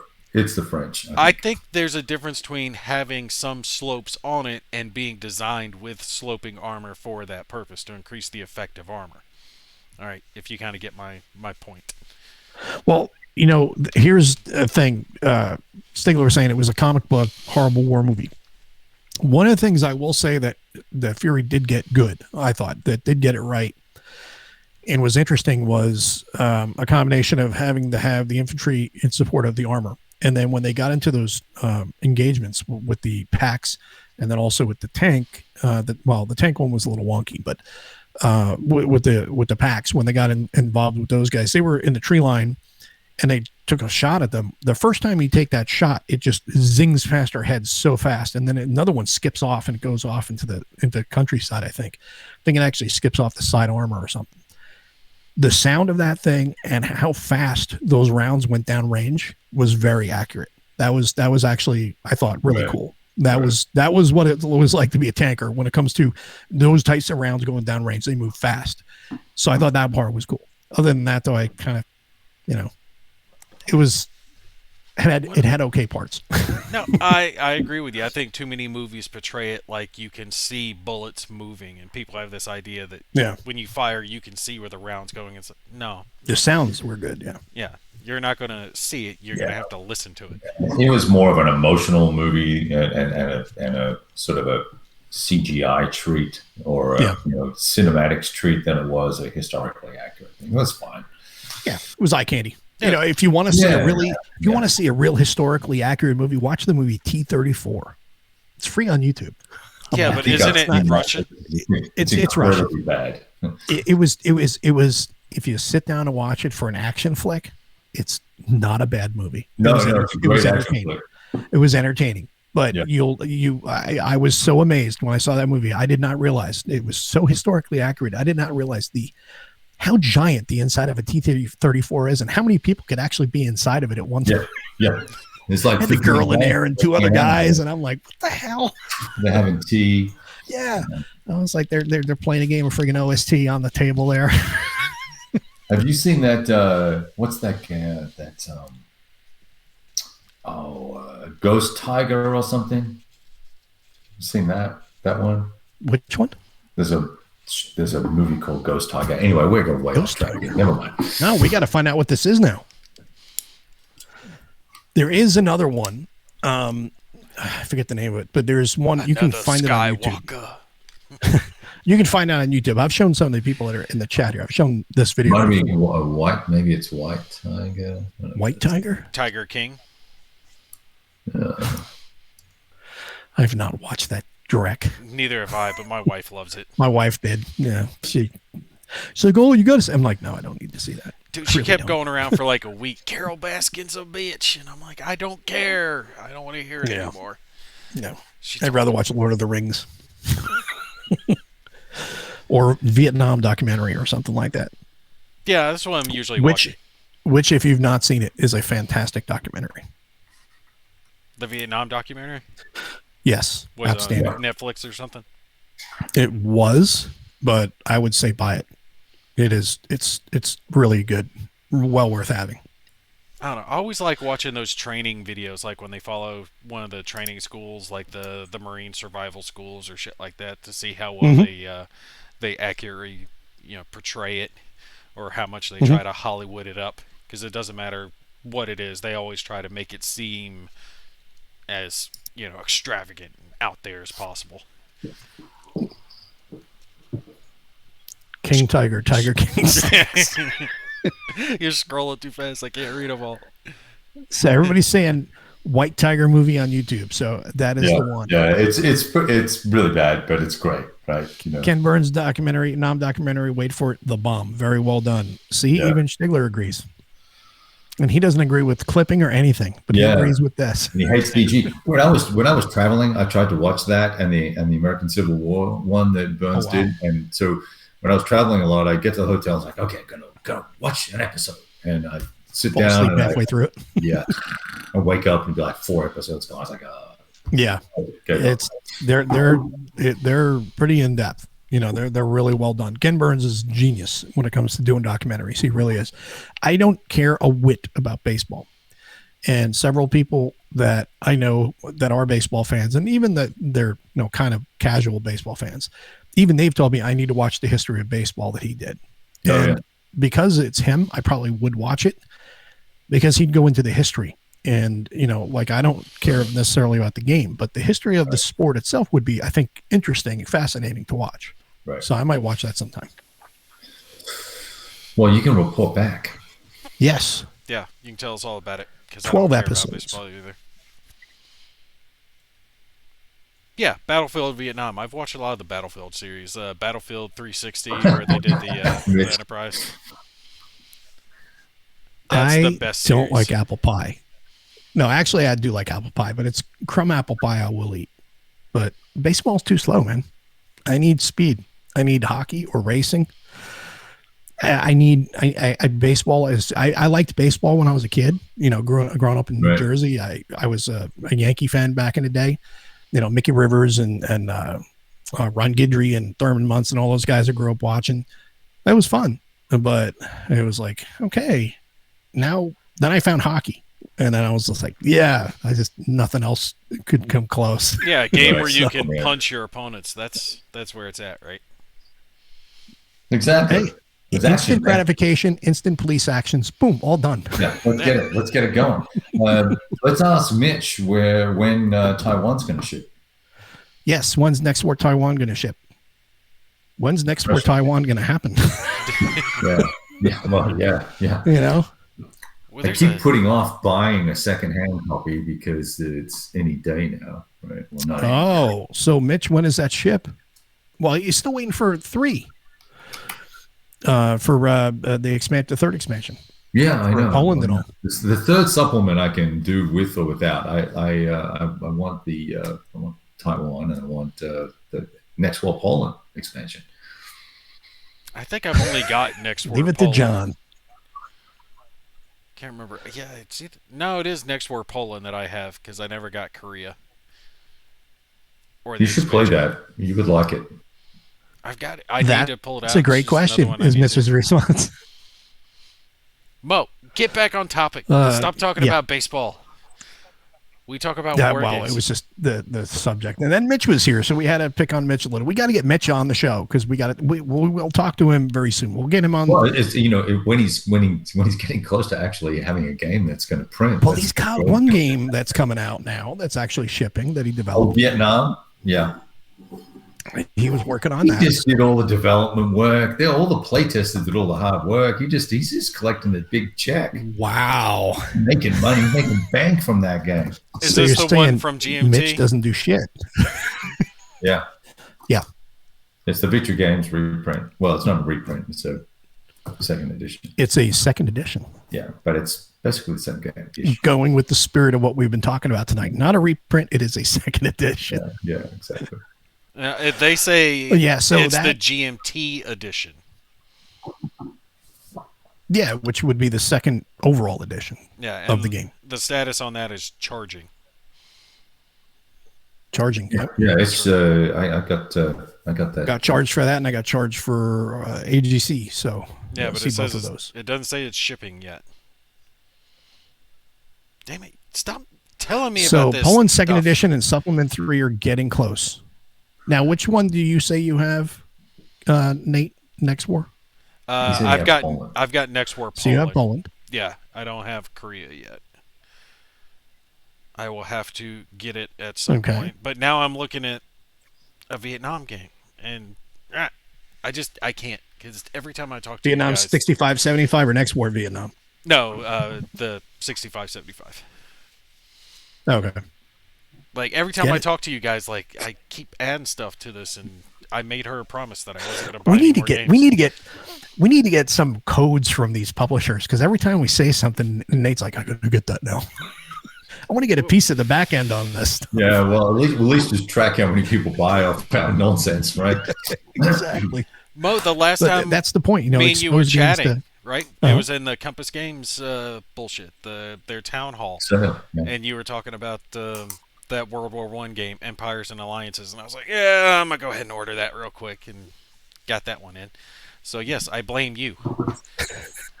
I've got that there. It's still in shrink. I haven't even had a look at it yet. Nice. I've actually got it sitting on the table. Influencer. It's the next one that she's going to do a guesses on, and then I'll get it to the table. Nice.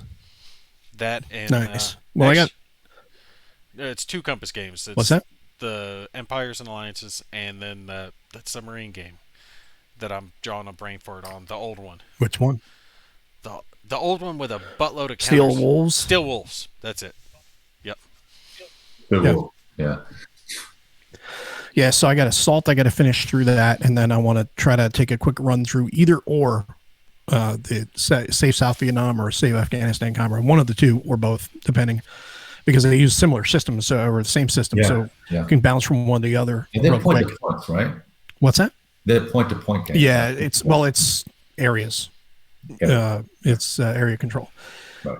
So it looks that looks like it'd be interesting, but the one thing I'm not sure if I want to go from one to the other or play something else and then come back, because if you go from one to the other and they're very similar, they just have different theaters, you can miss some of the nuance between the differences, and it's like otherwise you're just like, it's just a rethemed game, it's a reskin game, it's the same game. It'd be like playing a Thai Bomber game. No. No, because there's no nukes in this one. Oh, there's no nukes. That's right. Yeah. Like I was saying in the ACDC, I was like, man, if there's anybody that could put nukes in a Napoleonic game, it would be Thai Bomba. He would find a way to get nukes. He would find a way to put nukes in it. Yeah. He would have some sort of thing where Napoleon somehow got a time machine and was able to go forward and come back with nukes and a means of deploying them. And he justified with a really cool 1,200 word article. Yes, and he'd have a nuclear donkey, and he would take it and send it into the enemy troops, and kaboom. So there we go. I think that would be funny. Oh, Mitch, this is why you're a developer, Mitch. Area equals point to point equals hex. They're all variations in geometry. No, hex is better. Well, I can't wait to get him on the show. Hex is. We got to get Mitch on. When you find out when Next War Poland, I've talked to him about coming on the show before, and he wants to join us. When Next War Poland is ready to go, we'll get you on the show so that way we can try to help boost the sales a little bit, and at the same time just get you on and let Kev pick on you. We'll just have fun. I'm going to see him in April, I think. Oh, are you going to a con in April? Mm-hmm. Schwanky Con. Yeah. Nice. There we go. Is that another I was thinking about virtual KC. con? That sounds like it could be interesting. No, it's an in-person. We need to all get together at an actual the real KC con. The KC Historic Fest. That KC Historic Fest sounds interesting. How about in one Missouri? that's closer in my direction? Nobody wants to play games No over one by wants to you. go to South Carolina or wherever the hell it is you live. You need to start GimpyCon. Yeah, what? So 3 people can show up, and one being me, the other being the wife? Well, there's a bunch of 3 people in the Carolinas. Aren't you close to like Virginia and shit like that? Yeah. There's war games there. No, I'm like How 2 far hours be? from the border. and you said 3, and you said only 3 would show up. It would be you, and then you said 2 other idiots. It's like, well, you got 2 other idiots right here. So if us 3 showed up, that would be a great con right there. Yeah, you guys are not going to come all the way out to Right? North Carolina just for GimpyCon. That ain't going to happen. I come out for a 3-day weekend or something like that. Why not? No, we need to do I like can even bring my WBC. wife, and she can go out with your wife. You guys can go. They can go shopping, and we can. If it's hookers and blow, I'm in. Let's do it. You know, we were actually talking about that the other day. Yeah. What, hookers and blow? No, not hookers and blow. We were talking about he's getting the evil eye from the wife. I may or may not have been getting the evil eye, but she was talking to me about y'all's wives, and I was like, no, I'm sure they're very nice ladies, and you would like them. She's like, well, I better because you don't get along with my girlfriend's husbands, and this just isn't going to work unless I get along with their wives. Seriously, like the friends that we have in this area, we've had her female friends before that. What? Oh, she's yelling at me. I got told to shut up. Another reason to move to Texas. Yes. We have neighbors that So can hear Mitch me is saying outside. Historic KC Fest is in August. So that is one that that's the one that's in Missouri. I'm tempted to check that out. What was that? That's the one that's in Missouri. Yes, that's where Kansas City is. Yes. I like the WBC. So we've got that, and what's that? I like the WBC. We need to go that. WBC, yeah, I'd like to go to WBC again too. This year is going to. It depends if it even happens. This year didn't happen last year, and right now it's kind of hard to predict what's going to happen and what's not. And then, of course, you also have to bear in mind restrictions in the areas and stuff like that. Personally, I'm not going to go to a convention if I have to wear a mask. I'm just not. I'm not going to sit there for all those days wearing a mask. Just not going to happen. Yeah. If that's the requirements, I respect them. I'm just not going to. Just not going to go. Yeah. I usually go to a con in February. I'm not. Yes. Yeah. It's vaccine mandated and mask mandated. It's like, oh well, enjoy that. Yeah, I'm just not. I'm not going to wear a mask for 4 days. I mean, it saves everybody from looking at my ugly mug, which is fine, but I'm not comfortable. So no. Not happening. Gets in the way of the whiskey. It gives technical difficulties too, because anyone you're interviewing, it's going to be hard to understand what they're saying. You can't make out. Well, even if you don't go there to interview, just go to play. It's like when me and Brant were at Gamers Armory the other day. They gave us permission because Gamers Armory is still locked down. There, anytime you're in the store, you have to be wearing a mask, and we were kind of off in the corner away from everyone. They're like, look, as long as you guys are at the table, since you're recording, you guys don't have to wear a mask for that. But if you get up, go around the store, you got to put your mask back on. But I mean, it's his private business, and we'll respect it. He can do whatever he wants. That's great. I can also choose not to support that. So that is what it is. 6:30 appointment with the bone saw. What the hell? I don't like that. 6:30 in the morning. That's an early appointment with the doctor. Hopefully everything's good, John. Let us know. Yeah. Oh, speaking of which, we do need to say our condolences to Chris. Yeah. For Chris. Yeah, for those who are not aware, Chris Ridley, it was posted by the Tack Up guys today and Tack Up Wargaming. The word came down that Chris Ridley from CSWBGG, he lost his battle with COVID in November. So he passed at that time. Last time I talked with him, he sent me a message on CSW and November 4th, and he had messaged that his lung capacity was down to 40% and he was on a DNR. So I was like, I kept messaging him, didn't hear anything from him. And then I saw his BGG account had activity December, and I was like, okay, well, maybe, he's just healing up. And then unfortunately though, the Tack Up guys were able to send him an email, and his wife responded that he passed in November. So that's bad news. We hate to hear that. Chris was a great guy. Very sad. Good guy. Yeah, he was always active in the community, commented on everybody's videos, all their posts, stuff like that. So a real good guy. He's going to be missed. So definitely condolences to his family and best wishes for him. Yeah, no, definitely. Fair winds following season. We feel terrible for the family. Our condolences to them. But Tim, being a wise guy here, saying which end, John? John going to the bone saw. So we go right back into the snark. But yeah, this is true. Ardwolf and Dan Show always gets off topic, eventually turns to hookers and blow in Stalingrad. Well, that's a thing. There you go. I don't think they had hookers and blow in Stalingrad. I'm pretty sure they have hookers. Yes, this is true. Kansas City is also in Kansas, but the con is in Kansas City, Missouri. No, there's not a Kansas City and Kansas. Yes, there is. There's two Kansas cities? Or Yes. is that the one that's divided by the state line? It's divided. Yeah, state line of the river. Okay. Yep. Damn, that has to suck. New geometry sucks, dude. So Brian's saying he's hoping to get to Buckeye Game Fest in Columbus, Ohio, and/or WBC. Where are you going to this year, Kev? Well, I'm doing the Donkey Kong thing. I may get to Dallas, and then probably something in the fall. Nice. WBC is good for that because it's very family friendly and has activities for Well, the it's in kids. the middle of nowhere, though. I'm not. I don't know if I'm going to do that or not. It's What's not that? Which one? WBC. Isn't it that the one that's up in the mountaintop? Yeah, it's great, Oh, though. yeah, I'm not sure that I can swing that. It's not as much in the middle of nowhere. You can get to like stores and stuff within 25 minutes if you. It's kind of in the middle of nowhere, So which is what I like about it. An hour a day going to the store. That's awesome. Unless I want. That's the good part about them having like rides and a gaming room and stuff like that for Oh, the kids to do. you're thinking about me bringing my family? Not happening. Look, I can't drive, so if Mitch, I I know go, that. I said it they on have to purpose. drive. So this gives them something to do. The kids can play video games. They can go bowling. They can go outside and ride stuff and do all that My crap kids while are they're older. in film. Just because they still live here doesn't mean that I have to entertain them. So My kids, I'm not bringing the missus with me. my kids aren't at that age, right? I still have to keep them from, dying.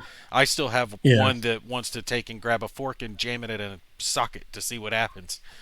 Oh, good. You should try that. You only do it Future once. Marine right there, I'll tell you. Yeah. I swear to God, little babies. He just passed his ASVAB right there. No, her little girl. Oh, there you go.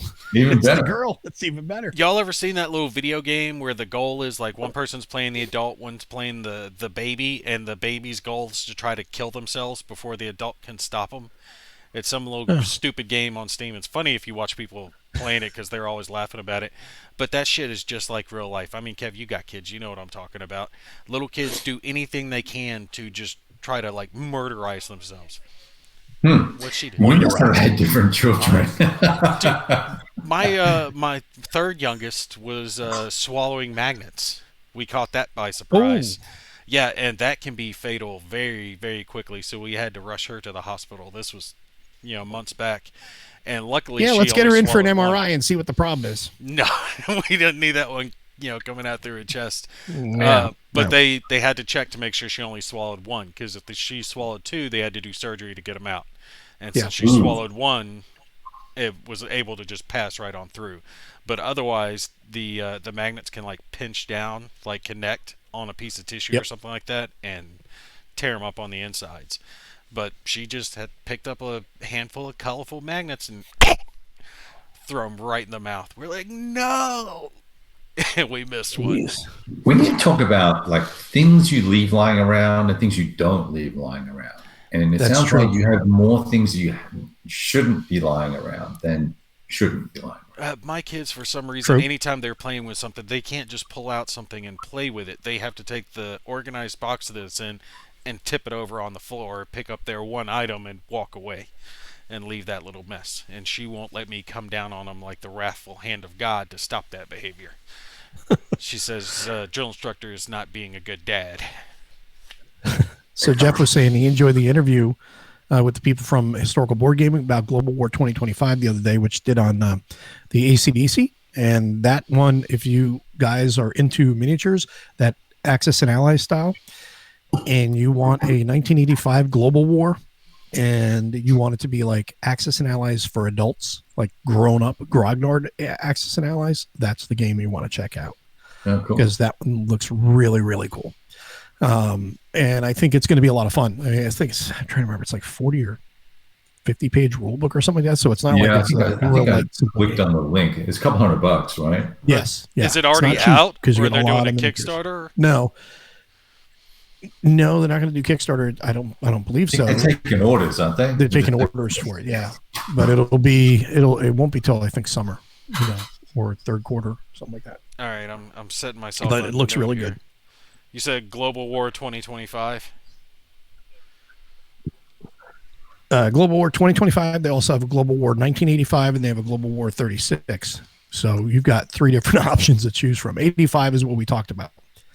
And then also, I think they did some mention about 2025. And then we have a question on the Bitter Harvest Kickstarter. That would be for Dave, but Dave says he's got to go. So you might not get that answer if he jumped off quick. From the last we heard about that from Dave, that should be popping up anytime soon. I did a quick little preview of that using the digital version, which I was very happy to find out we had those master copies. And it was cool. Yes. It was fun. There were... What about World of War 85? Blood and Fury is the next one, and that should be getting closer. Bitter Harvest is first, though, right? Right. Yeah. They're going to do Bitter Harvest. I think so. I have no idea. I'm sort of confused with some of the lock and load stuff, but yeah, I'm just waiting to see what turns up. So right, I'll order it as soon as I see it's available. Yeah. Yeah. Oh, you know who is getting close, and I know it's not everyone's cup of tea, but Red Strike. No, yeah, that. But Corson Pocket 2. Jack Brady's. That's right. He's like 125 orders to get to their P500 or PXX, whatever it is. So, I think I'm getting a prototype copy to have a look at. Yeah, I think he was sending you a copy. I saw that. Yeah. Yeah. Mr. Big Guns there. Yeah. Well, I saw the one for Battle for Stalingrad. Yeah. That one looks interesting because I just recently, and I've got a video coming out on because I did a unboxing of it. I got a copy of the Excalibur edition, and it was unpunched. Right. And that's hard to find. Yeah, it is hard to find. I picked one up in a store years ago, played it, went and printed out all the little map pieces you had to print out because the map's wrong. The Excalibur one or the SPI one? The Excalibur one is wrong as well. Is it really? Yeah. I thought that one was right. No, it's got a bunch of variety. So what, you got to print out your own like little overlay to put over the map? Oh, yeah, that's a bunch of little hexes you got to do. Anyway, so this guy's got this game. I'm kind of confused about it though. So you get a map and the OB, right? And I guess updated rules, but then you got to have the game. Yeah, it uses the base game rules, but it's like I'm a little confused too. It's like here's a map which is kind of like it looks like it's a higher out version of Streets of Stalingrad. Kind of has that kind of vibe to it, which I was like, okay, cool. Yeah. But then they're like, okay, you get this, and I think you get new counters, and you get new charts, but you have to have the base rules from the base, or you have to have the rules from the base game. And I was like, but it's the Battle for Stalingrad, and you're giving us another version of Stalingrad. What's the difference if you're using the same base rules for this? Is it just a new map? I'm not sure. So it's an accurate map and an updated order of battle. That's a lot of money for updated order of battle. Well, that's the problem, right? I mean, I just don't understand. I've got to track down. Well, you can actually go buy it from the Excalibur website. We actually can't buy from the website. You got to download a PDF, fill it in, and then mail it in, or email or scan it, and then upload it and mail it. Like it's like a website from 1980. It's what is that? GeoCities? It's I guess it's like a GeoCities website or some bullshit. Oh crap! That's low rent.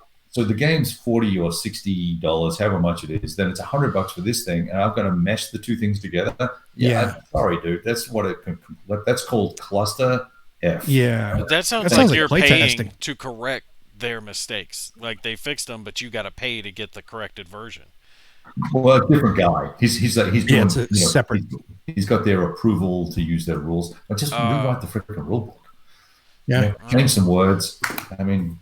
People do it all the time. Just do it. Well, I mean, if he's charging that much for it, he might as well just re-release the whole damn thing instead of making you have the original. Right? So why not license the rule book from the people and include it in the game in a Ziploc or a box and just be done with it? Yeah, that would make a hell of a lot more sense because he's cutting himself off at the knees to only the people who have it. Period. Because I got all excited. I was like, oh, this is cool. And he's also still trying to do not the L2 version, but the big version, Streets of Stalingrad. He's trying to do his own version of that, the Rats of Stalingrad. Yeah, the War of the Rats. Yeah, that's what it was. Now, what the hell he's doing? Stigler, I think, might be getting confused. He says, what about Next War SPI, the original? And then he says, those Next War games are pretty chewy, aren't they? And I was like, are you getting confused with the Next War games we're talking about? We were talking about Mitch's games, the Next War series from Vietnam, not Vietnam, from GMT. Right. Which does have Next War Vietnam. But then you were also talking about the new game on the website. Yes. Whatever that website was. Battle for Stalingrad. No. Oh, no, the Global War. Yeah. Global War. Yeah. Yeah, that's not like Next War at all. That's different animal altogether. But yeah, I'm confused by that. And I was like, at first I was like, oh, cool, I can update Battle for Stalingrad. That would be, but what am I upgrading? And for $100? No. Yeah. So maybe they'll come down in price or something. I know it's going to be more expensive for them to print, so I do expect to pay more than you would from a regular publisher, but still $100 is insane for a map and counters. A new publisher, a new designer, but it needs to make sense, and it doesn't make sense. I'm not going out and buying a game, taking the map and the counters and basically throwing them away. Yeah. Taking the rule book out and then using it to play his $100 game. Yeah. That all just doesn't make sense to me. Go license the rules from them and sell it to me for $120, right? Or whatever it needs to be. Yeah. But I don't want to go buy two games. Yeah, it doesn't make sense. Especially when I don't know. Well, the big turnoff is you can order this, but you need to download a copy of this, print it out, send us a self-addressed stamped envelope and a money order. So I'm assuming it's the website. It had the two games they have. Yeah, Magic Realm and Battle for Stalingrad. The red box was on the website. Oh, so they're the guys who put out 1983 is calling back and it wants us. Yeah, Magic Realm's got look, now I'm talking out my ass. That may not be the case. Hang on. I mean, Magic Realm's got a big following. Now, Tim's saying it's a lot of money for a subject that's been overdone. No, I don't think.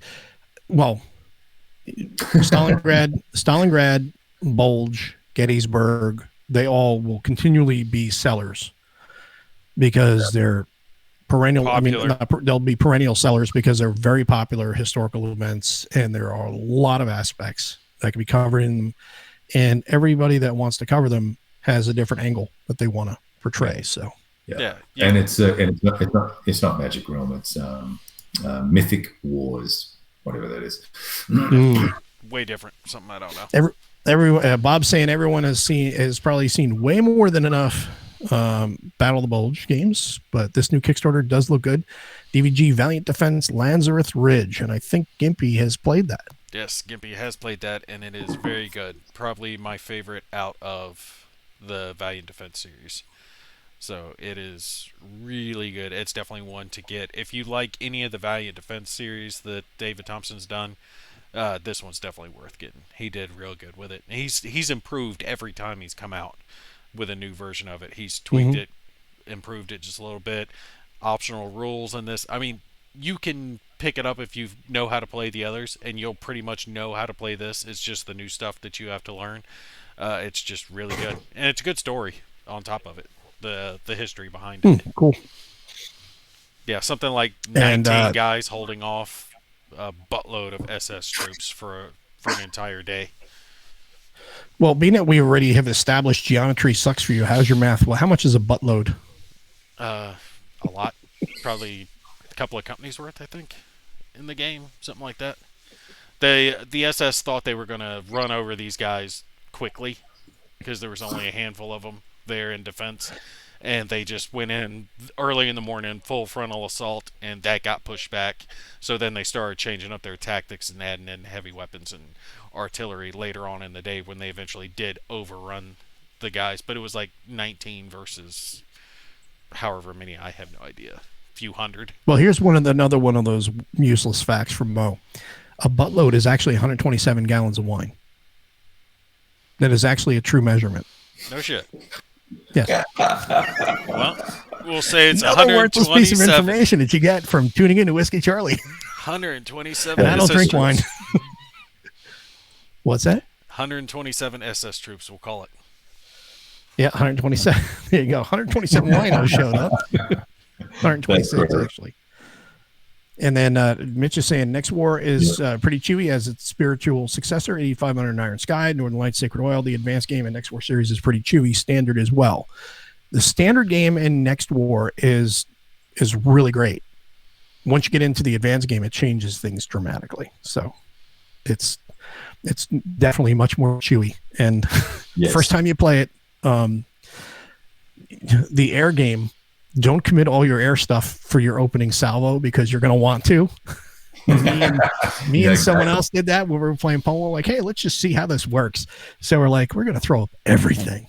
We had nothing left for strikes or anything. We're like, right. Let's retcon that a little, shall we? I mean, that's the point of it. We were learning it. So, right. Yeah, exactly. Well, that's the thing. I think as I played that game, like when I played Vietnam the first time, I was like, you know what? NATO or US and allies sitting out turn one. We're not even going to put air up. Just they're going to get air supremacy anyway. So why lose all those units? And so you learn sort of tips and tricks as you go along. That wasn't necessarily a good idea because it did take quite a while to claw back that supremacy that the Chinese got, but it was fun. It was fun. No, I like the way that's part of the fun of it is the exploration of something like that. I like the way it was represented in 1985. Under an Iron Sky, and I'm assuming it's the same in Sacred Oil, where your air forces, you've got the limited air forces, but you've got to allocate them to controlling a certain airspace, so gaining air superiority there, and then you reserve some to commit to your ground support, to your strikes, whatever you're doing, your interception. So your air war is multifaceted, but those guys that do gain air supremacy can be used to stop those incoming enemy air fighters. You don't just put them there and leave them. They do serve a purpose. I really think he did a really good job with it. Yeah, air superiority is a big key. Yeah, it's great. Yeah, I think Fabrizio mentioned that. Yeah, it's a more of an air war game really than a ground war game. Yeah, because if you have the air supremacy, you can dictate where your enemy's going to send their ground forces. Because if they can't bring in air through this sector, they're going to have to go a different way so they can have some support as they're pushing through. Really well done. Fabrizio and Tony did a really good job on that game. Mm-hmm. And that's why I was saying Next War, you got to play Next War as well. Any of the Next War series games. Because like I was saying, the basic game is fantastic, and then the advanced game changes things considerably. Yeah. And I think it's just a fantastic series, and Mitch has done an outstanding job on it. And I implore everybody that's into modern warfare gaming, get a copy of it, because it's all modern hypothetical, but it's all very realistic hypothetical. This is not like, what would happen if Tibet decided to attack Canada? That's not going to happen, that sort of thing. These are like legitimate situations, and they're explored in a mature way and in a respectful way. And I think it's great. And it's just a great system, and hopefully it continues on for a while. Yeah, I hope so. Well, we're keen to see what comes next. Hey, Mitch, right? Next War, Ukraine. We'll be watching that. Sadly, that'll be a half-turn game. Yeah, well, it could be a half-turn game. It could also be not a what-if at that point. It could be a historical board game at that point. Yeah. But, hopefully not. Hopefully things won't go that route. Can we just do Next War Canada already and get it over with? They only exist because we allow it. Oh, don't pick on the Canadians. Seriously. Wow. I mean, just had Next War Canada, we take them out, call it a day. Just call. Why would you want to take out US? Canada? Canada makes fantastic whiskey.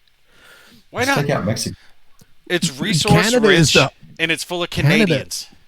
Canada is the birthplace of Rush, hockey, Triumph, Canadian whiskey. There, I've said my piece. Canada needs to be protected at all costs. So they've done their best. They've accomplished their mission. Now they can just be extra parking for the U.S. And they have gorgeous country. I mean, it's gorgeous up there. So exactly. But tell me, if the U.S. was not here, right? The U.S. just magically disappeared, and Canada went down to Mexico. Russia wouldn't come over and just take them out, or whatever. Someone would have Why would taken they them need out to? by now. The only reason they are still there is because Big Brother US is like, it's okay, we got your back. Nobody's going to mess with you. So if we aren't going to let anyone else take their shit, we might as well take their shit. Come on, we did it Canada in the is Fallout best games. is curling. That's Fallout, dude. That's you've fantasy. really been thinking this through. Seriously, we did. We sent our power armor suits up through there and took out Canada in like a day. This is a good point that Tim brings up. Our first U.S. invasion of Canada was so awful. We still won't want to think about it. So, case in point. Yeah, wasn't that like part of what they talked about in the movie The Patriot, like Fort Wilderness and stuff like that? Mel Gibson's character was like fighting like the French and Indians up there, right? Yes. I don't know too much Canadian about that beer. history. Canadian beer too. Ugh. We tried it in 1776 and 1812. Didn't end well. So that's true. But so Third any time's other a charm. games? Any other games that you guys got on your pipeline for right now? I know that everyone's looking forward to Third World War that's coming out from Compass. That is on Kickstarter now and is doing a fantastic job on Kickstarter, which for those who don't already know, and everybody should, but those who don't know, Kickstarter is just there to give it an added little boost for those who may not be aware of the game. So if you've pre-ordered it, don't worry about it. Your pre-order is good. It's not like it's superseding your pre-order. I hear comments like that all the time. Well, I pre-ordered it. What the heck? It's like, this is another avenue for them to get other people. It's just another way. So don't worry about that. But what do you got, Gimpy, that's next up for you on your channel? And what do you got on your table next? We already mentioned the ones that I pre-ordered, and you made fun of me for saying Sui Sui Con.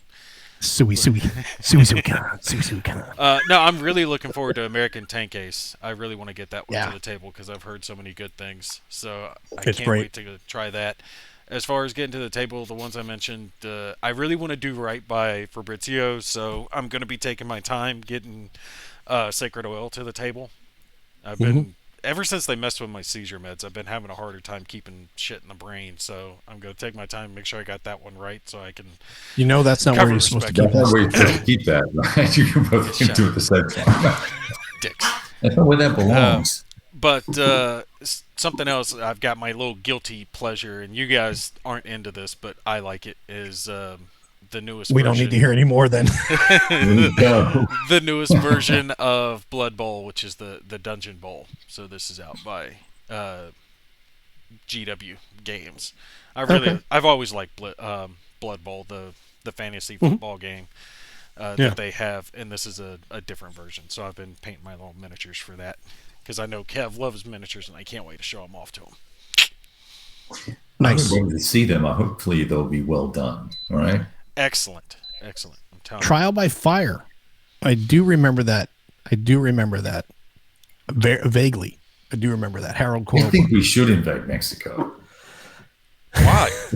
It solves the problem. Well, I mean, and let's not get. Why not? You want to invade Canada? Let's just invade Mexico. 20 minutes talking about Canada. Mexico's just moving up into the U.S. anyway, so I mean, we give it another 20 years. We'll take it over, and then we can escort them all back to their houses and give them all social security and benefits, and put some roads in, and everyone can have a floor, and we can go from there, and we can be cocaine lords. I think that's a great idea. It's funny. My we were talking about being a drug lord before there, Nate. So there you go. My wife's grandfather is Mexican, right? Like full blood from Mexico. He immigrated here. He joined the army. Usually how that happens. He became a sergeant major. Then he was a teacher. Then he was reverend. So he's done it all. And the funniest part is he hates Mexicans more than anyone else on the planet. For some reason, he hates Mexico. He doesn't talk about it very much, but he hates that area. Great guy though. So what's up for you next, Kev? What do you got on the table? What are you gonna be playing next? Well, I think I said I've got Goss. I've got Lucky Forward. Yes. So that's gonna take a little while. And then South China Sea, that Indian Ocean module. I've got that set up to play. I've got a couple of vassal games going, but they're all two of them are petering out. So I'm probably going to open up the calendar a little bit to do some more vassal stuff just by email. And that's really it. I think speaking of Brian, I'd like to get some MBT up on the table after playing tank charts. Ooh. I think that got the blood going to get some. You know what? Some Let's of the play. Canadians. Let's play MBT. I've You wanna never play played. MBT? Remember, I've never played. I want to play. All So, right. of all people, I've never played MBT. Yeah. All right. Yeah, really, you would love that. Yeah, I think I would dig it. So we'll play, and we can turn it into a Whiskey Charlie After Dark, Yeah. like we did with Boog That'd be River, cool. but Hold up. we'll actually get through turns faster. Hold up, I might actually have a copy of that one. I'll have to check my shelf because I think I Oh, might have you got one. MBT? We can do I a 3-way. think so. Don't It just sounded quote wrong. me and pervert. We can do it a 3-way. Yeah. I might have a guys copy. can- Don't quote You me. guys can drive M1s, and I'll bring some T8s to the table. Nice. I think that'd be kind of neat because I know everybody has said speaks very highly of the game. The only thing I don't like about the board game itself, and I know this is just some people may not agree. Let me get Those maps. Yeah. Those maps are terrible. Yeah. They're so cartoonish looking. It's like I understand they're geomorphic, but geez, Are they absolute victory terrible or worse? no.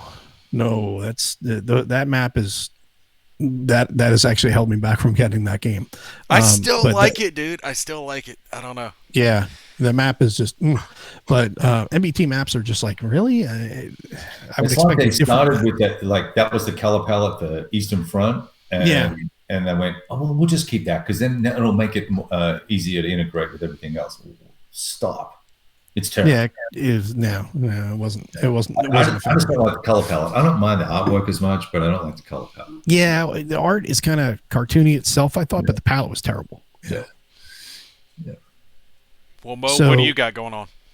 Only advanced rules and most of the optionals. So Yeah. we'll have to see how we can do that for MBT. I've never played, so I'll have to Yeah, it's okay. jam through the rules and figure it out, and then we'll decide what we'll do with the I'll advanced coach rules. you through it. I'll show you what to do. It's Cool. easy.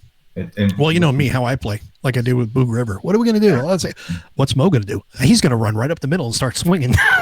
yeah. So It's a it'll be war a quick game. game. It'll be fun.